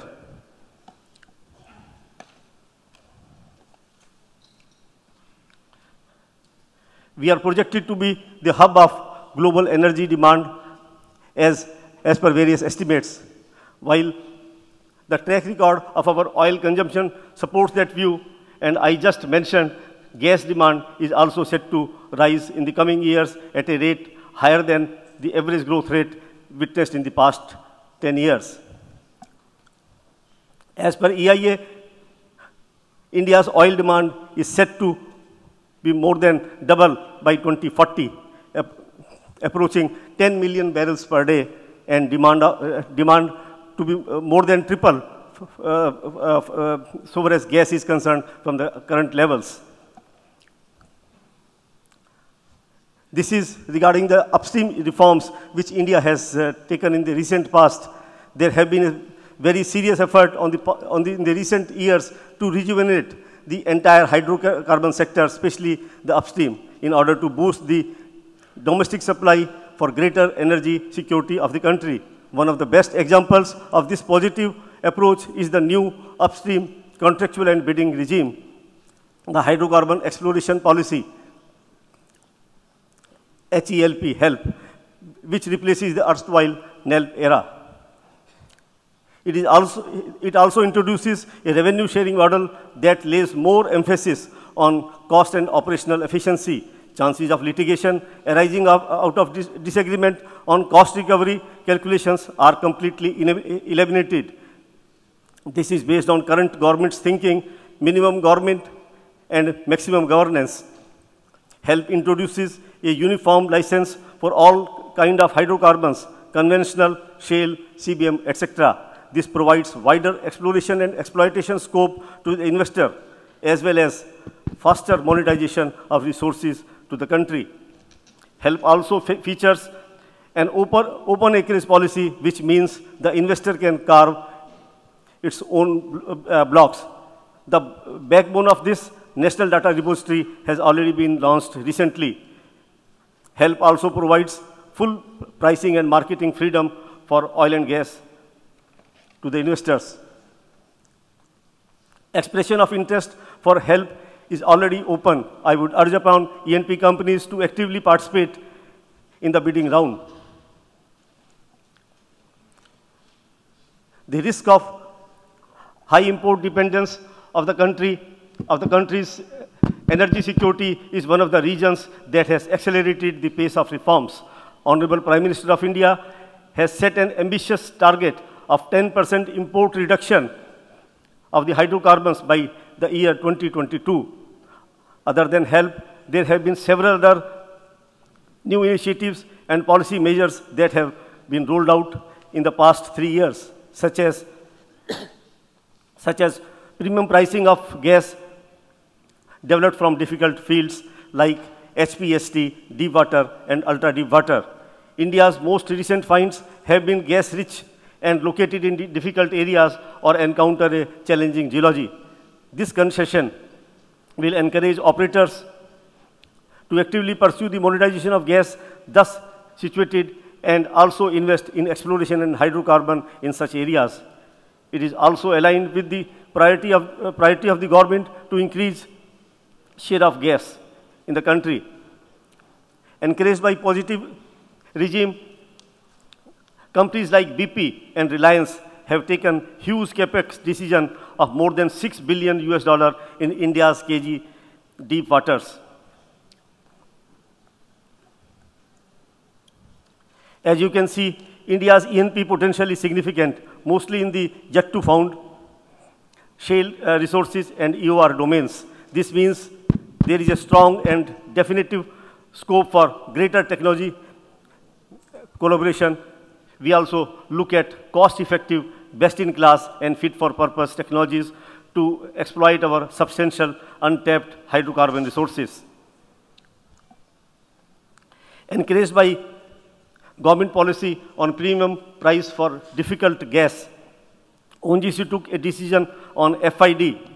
Mr. Sarab, please conclude. For development of cluster 2 fields in the deep water KGDWN 98/2. The project located in the eastern part of the country in deep water promises to be one of the most consequential upstream projects not only for ONGC, but for the country at large in terms of investment, in terms of production potential, and also in terms of technological applications. It is the largest ever investment decision made by ONGC in a single project in terms of production. At its peak, it would account for 17% of ONGC's current production of crude oil and 27% of natural gas. We are currently finalizing the development plan for cluster 3 in the same block. Its gas production potential is expected to be even higher. And lastly, as you can see from this slide, our project execution and approval slate also looks to be quite positive, more so in the period of significant slowdown in the E&P sector. Last 3 years, we completed 18 projects with investment of 8.4 billion with cumulative peaks at 38% of ONGC's current operated production. During this period, we also approved 17 new projects with a total investment of 11.8 billion with cumulative peaks of 46% of our current operated production. What all this means is, while pressures and challenges and the accompanying uncertainty will always be a part of risky business of upstream oil and gas, there will always remain pockets of opportunities within the volatile scenario. And today's India is one of such pockets. Thank you. Thank you, Mr. Saram. Now I invite Mr. Nelson Ferreira, Vice President, PDVCA, for his view. On behalf of him, his friend will present.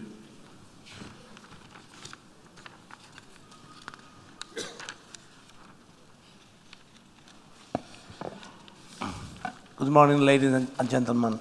For me, it's a pleasure to be here today. And it's a very interesting topic what we talk today, because I listen my partners, my friends, and we are in a currently work with the energetic matrix is around 20% of carbon.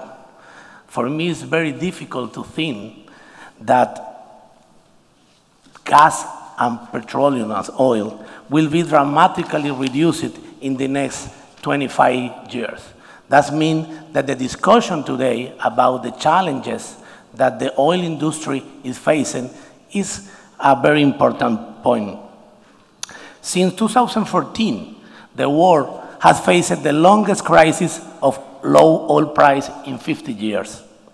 Volatility is perhaps the best word to describe the oil market behavior since June 2014.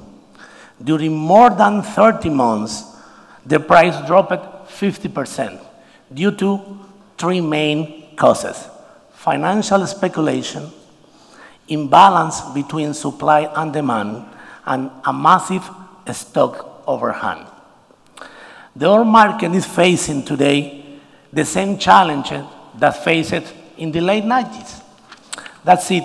Since 2009, after the global financial crisis, until the current collapse of the oil market in 2014, a massive amount of reserve has been built around the world. As a result, the average reverse reserve ratio of the major oil company is around 125%. Having this factor into account, we can infer that the current oversupply is the consequence of the production capacity built before 2014. The market is still oversupplied, despite the huge effort that the oil producer country did last year. Finally, in December, the agreement to rebalance and to restore the market stability was signed. However, in the meantime, we'll probably face that market has a supply shortage as a result of the decrease in global investment and exploration and production projects, and many of the projects that was delayed in this period of time. Although there is a lack in sizable investment in long-term projects, as opposed to the short-term incremental investment, the supply coming from marginal barrels, including the shale production. This production will not be sufficient to meet the future needed to the increase in capacity at the demand of the market. We can see the world today, and we can see the projection, and we know that Asia Pacific, mainly China and India, will be the region with the highest economic and energetic growth from 2040. The Eastern Hemisphere in the world has a lot of stress in light and medium crude oil, have a lot of capital to be invested abroad. The Western Hemisphere, meanwhile, has a strong capacity to produce heavy oil and have a lot of natural resources that can be suitable for this investment. Venezuela probably is the most suitable destination for this potential investor. Firstly, because we have the largest crude oil reserve on the planet, more than 300 billion of barrels. And secondly, because other heavy producers in the region, like Mexico and Brazil, are declining in the production. The other biggest production of heavy oil is Canada. But Canada probably have a lot of problems to supply big volumes to regions outside to North America. That means the supply is mainly related, the oversupply right now is mainly related to light oil. A lot of production coming from Emirates, from Saudi Arabia, Iran, Iraq, have amount of light oil in the market. But this competition for the market is one of the main problems or the main challenge that the oil market has to face. The market instability is coming from, I told you before, the financial speculation, but mainly for a lot of light oil in the market. The main challenge for producer is to guarantee the energy that the world needed, even though what is the source of this energy. The world is a system in continuous transformation. Part of the evolutionary process is to understand it and then adapt it to it. Petróleos de Venezuela is aware of this reality. In this sense, we adjust our business model to the new dynamic of the flow of capital and oil around the world. This new dynamic is characterized by the interrelation between the Western Hemisphere and the Eastern Hemisphere, with the objectives to maximize the utilization of their comparative advantage, like oil and capital, heavy oil and natural resource. Business opportunity. In this scenario, Petróleos de Venezuela aim to take advantage of the investment opportunity, esteeming for the biggest oil reserve in the world, but not only for that. We have one of the lowest production costs of the major oil company around the world. Let's see the number of 2015. The average production cost of the major company was around $11. For PDVSA was $10.6 per barrel. More important is the Faja cost of production is $4.5 per barrel. If we take in account upgrading of the heavy oil, we need to add $7. And in this case, even with $11 per barrel, the cost of production is in the average of the world. But there are another advantage, mixing. When we mix the heavy oil with light oil, the cost of production is just 4.5 at $0.3 per barrel. That means that the mixing between light oil and heavy oil have the cost of production lower than $5. These elements are extremely important because many companies are facing right now challenges in the low oil price environment. For PDVSA, it's totally different approach. We have another kind of thing to solve, but the cost of production and the lowest of the oil price is not the main issue for us.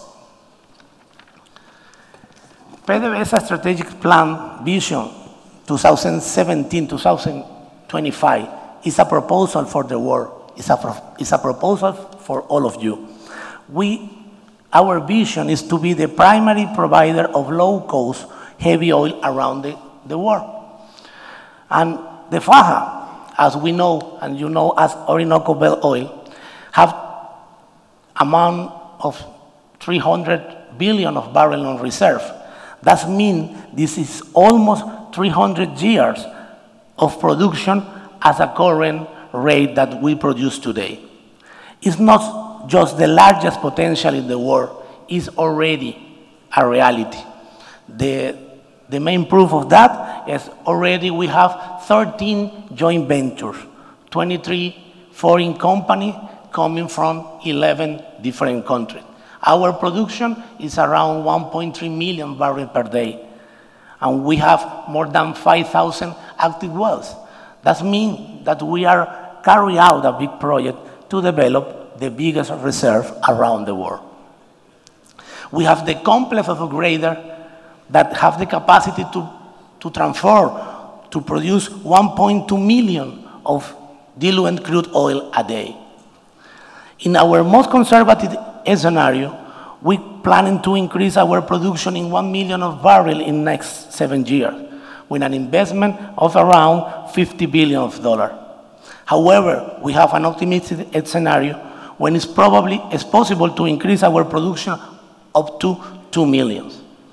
To carry out this investment, we offer to all of you a very clear investment portfolio with 71 major projects and with the opportunity to invest around to $38 billion of American dollars.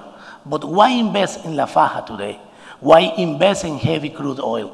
Well, the opportunity to heavy crude oil in the forecasting that we do for 2025 is calculated in the opportunity in 6 million of barrels per day. With this amount, Venezuela have the potentiality to cover 40%. That means around 3 million of barrels per day, based on the reserve, based on our plan.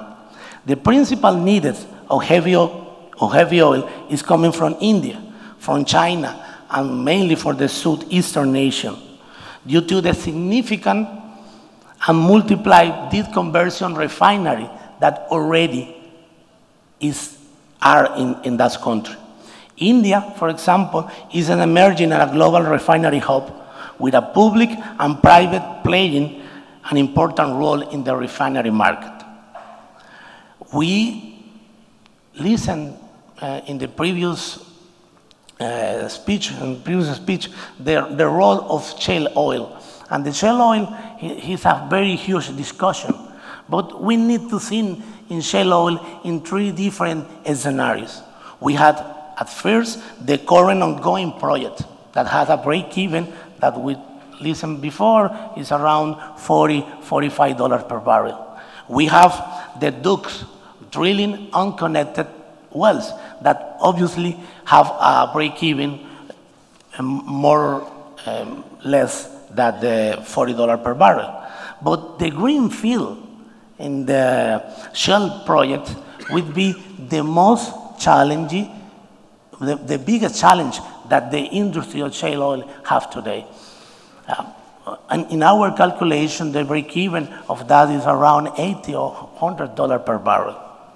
We have a different scenario, and we have a very different geopolitical reality that of the other region in the world.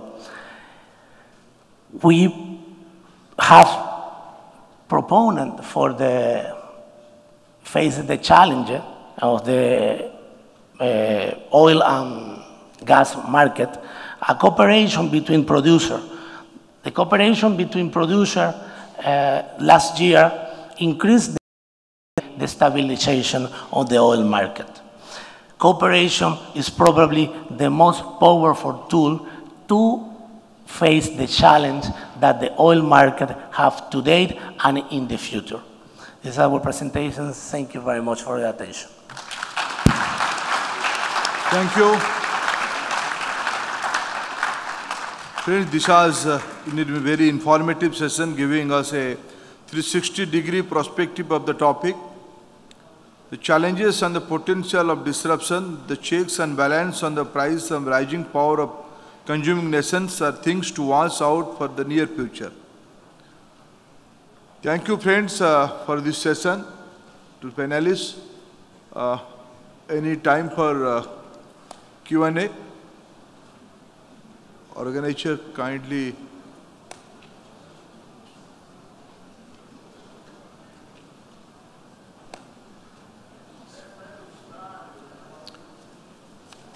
Thank you, friends. Thank you for the participation.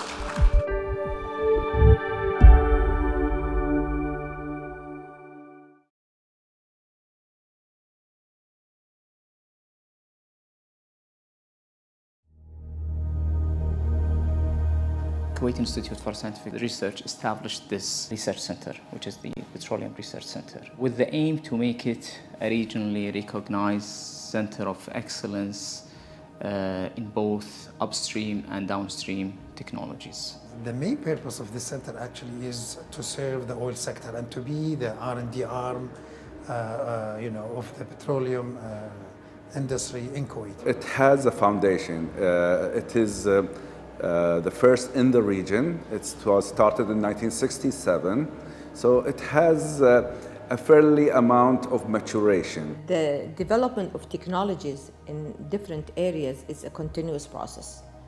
Why you develop every time? Because there is a need, there is a requirement, there is a way that you have to find a cost-effectiveness technology, impress technology which can fulfill your requirement. There is enormous challenges that the petroleum industry is facing. And those challenges definitely needs innovative answers. We are concentrating on how to improve the reserved oil in the country, how we can probably develop technologies to improve the recovery. In this center, we have 5 types of programs. Each program is focused in one area in the field. First program, we call it Enhance Oil Recovery. Enhance Oil Recovery means their work is totally with the upstream. The reservoir is the more complex part of the earth geology. And as we go to deeper and more difficult oil, we need more understanding. This way we will enhance our capability of producing at lower costs. If we develop a technology which has to do related to enhanced oil recovery, increasing the production, this technology, of course, can be used in any other country, in the GCC countries or in the world, based on how much effective is this technology. Another 2 programs, we call one of them optimization refining processes, and we have refining capacity flexibility. These 2 programs under the downstream process. This program particularly deals with the hydroprocessing. Hydroprocessing means you treat the petroleum fraction in presence of the catalyst and the hydrogen. We have a number of patents related to the spin catalyst in which we try to develop a technology to recover the metals as well as to reuse this spin catalyst. This can be used everywhere if it is acceptable and then commercialized. We are very good in catalysis monitoring. Also, we have now for producing the catalyst as well. We're preparing of the catalyst evaluation, and also we are doing it in our labs. We have here a unique lab. We call it pilot plant, which is simplified from the refinery.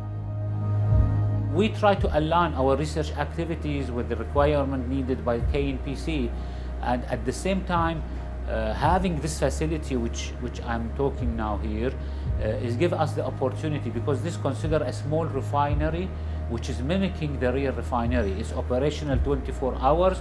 So if we target a certain specific product, so we can make a full study, giving the results. Upon the completion of the results, giving it to the client, namely KNPC.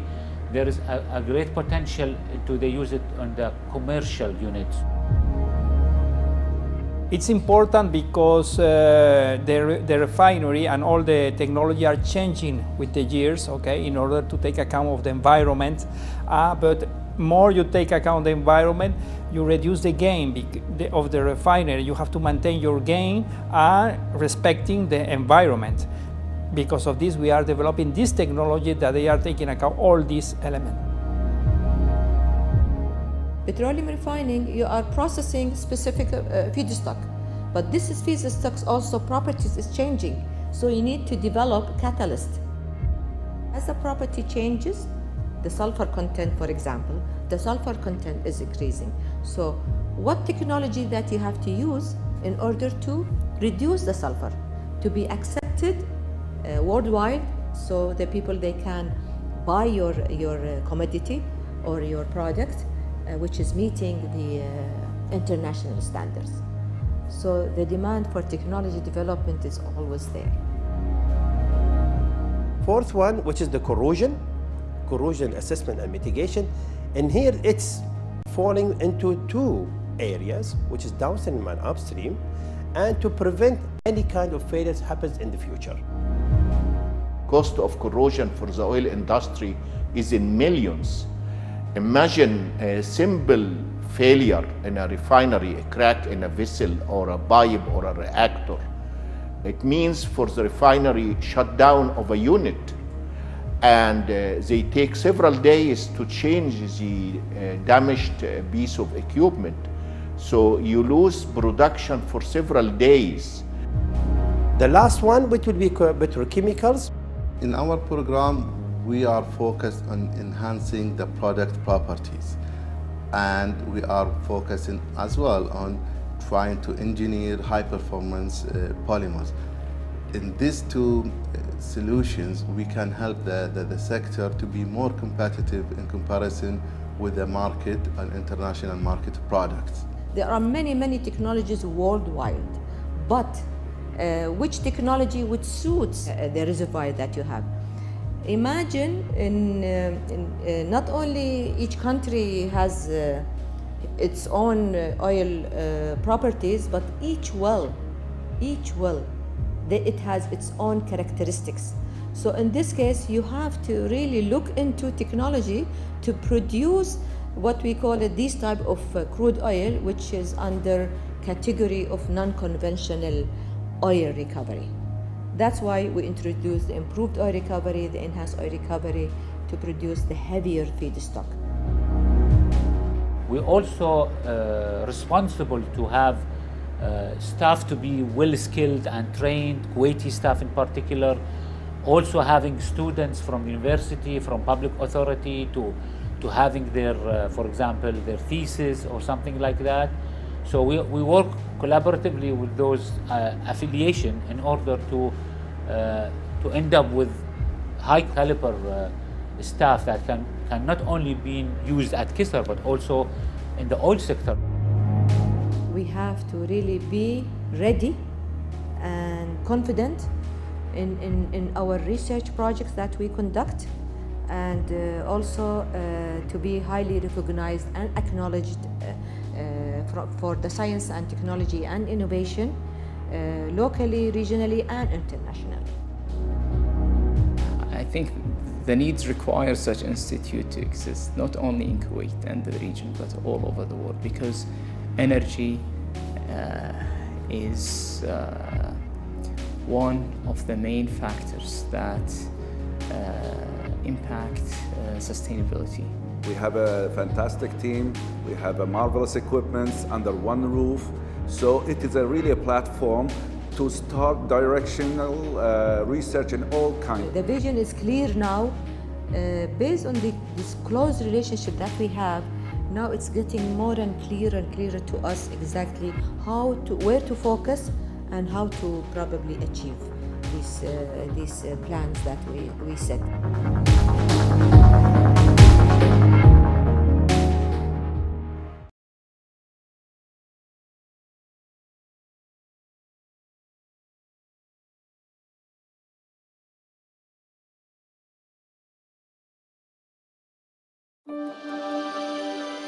Arctics is a collaboration project involving 6 universities, 4 research institutes and 8 oil companies in Norway. And our aim and goal is to understand the petroleum resources of the Arctic, how to develop the best possible technology that suits the Arctic, which has the least possible environmental impact. The research is mainly divided into 3. So 3 intertwined projects. One is to understand the Arctic geology. We're dealing with petroleum geology and exploration of the Barents Shelf, so of course geology is a very crucial and important component. I've been working with several different projects and different aspects of sedimentation in Svalbard and the Barents Sea. But particularly I've been focusing on the Paleogene succession that were deposited 60 million years ago in what they call the central basin of Spitsbergen. So I think this basin is a good analog to some of the basins that you find along the western Barents Shelf margin. Here you can see there's a layer in the rocks that is a bit darker here, and across the fault you see that this block here has gone down on the other side of the fault. Here you have a layer of sediments here that is thicker where the fault has moved down, so you had some space to deposit more sediments. Of course, when it comes to exploration, having Svalbard as an uplifted part of the subsurface is very important, because then we can use this as an analog to the stratigraphy that the companies are working with in the southern part of the Barents Sea. The other one is to understand the environmental impact of our activities. We operate with ecosystem-based management in this region of the world, and that means it's a balance of protecting the environment but also utilizing the resources that exist there. And that is a big challenge, because you have to bring all the stakeholders to the table, you have to communicate the risks, and you have to come up with solutions and manage the future development activities. The final component is a focus on marine mammals, because marine mammals are at the top of the food web in the Arctic. They're very much associated with sea ice, so we have a very strong focus on marine mammals in the program. Marine ecology is an important part of ArcX, because we want to work sustainable, and we need to understand the ecosystem. In case something happens, then we need to understand which consequences it can have for the ecosystem. And the third is to develop the best possible eco-friendly technology that is suitable in these vulnerable areas. We are taking part in other projects that use new technology to collect data and analyze data. So of course that's the link between kind of old school conventional geology, being out in the field, is easily combined with new technology. We also do some technology projects where we develop drone technology for use in these areas, and that requires special infrastructure. I use drones or unmanned aerial vehicles to look at marine mammals, more specifically whales. They fly in using waypoints, following a set path that we design in a computer with the help of Norut. And then every 3 or 4 seconds they take a picture, and then I look to see if there is a whale there or not, and look at the quality of that picture to see how certain I am and what are the light conditions. It's essentially to test how good these tools are, because the use of these systems is quite recent and has been developing really fast. So having this for marine mammals, it removes almost completely having the observation that you collect at sea and then goes away, that nobody else can look at that. So then you have a recording that several people can see, and you can remove what's so-called as the observer bias. The biggest resource we have in a program like this is the group of young people. We have a number of PhD students and postdocs based at universities, but they are also coupled to institutes. What I'll be doing is that I will investigate the source rock properties of specific period, the Triassic period. And also next year we plan to go to Svalbard and collect samples there as well. So I will also be collecting samples in Bjørnøya. And we'll correlate that with wells which have been drilled in the Barents Sea. And we can see how these properties of the source rock changes laterally. And then we can try to determine how the quality of the source rock is in terms of hydrocarbon potential.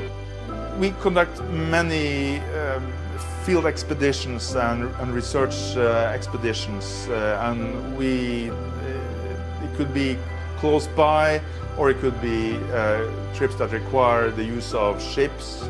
And the University of Tromsø has a research vessel that we use for that.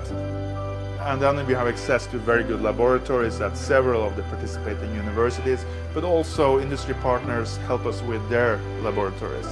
So all in all, it's a complicated mix of different infrastructure that helps us to conduct the research and give best possible results back to the participants.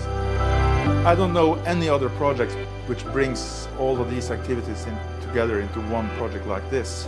And also the sheer volume and size of this project is such that we will have an impact. It's an 8-year project involving many partners. The cooperation between the academia, the government and the companies as cooperators is very unique in a Norwegian setting at least. And the size of the project and the diversity is also very unique. It's a continuous process of improving the way we do things as new knowledge comes to the table. By getting the communication going, we can actually also get good information back from authorities that we can use to improve our research programs.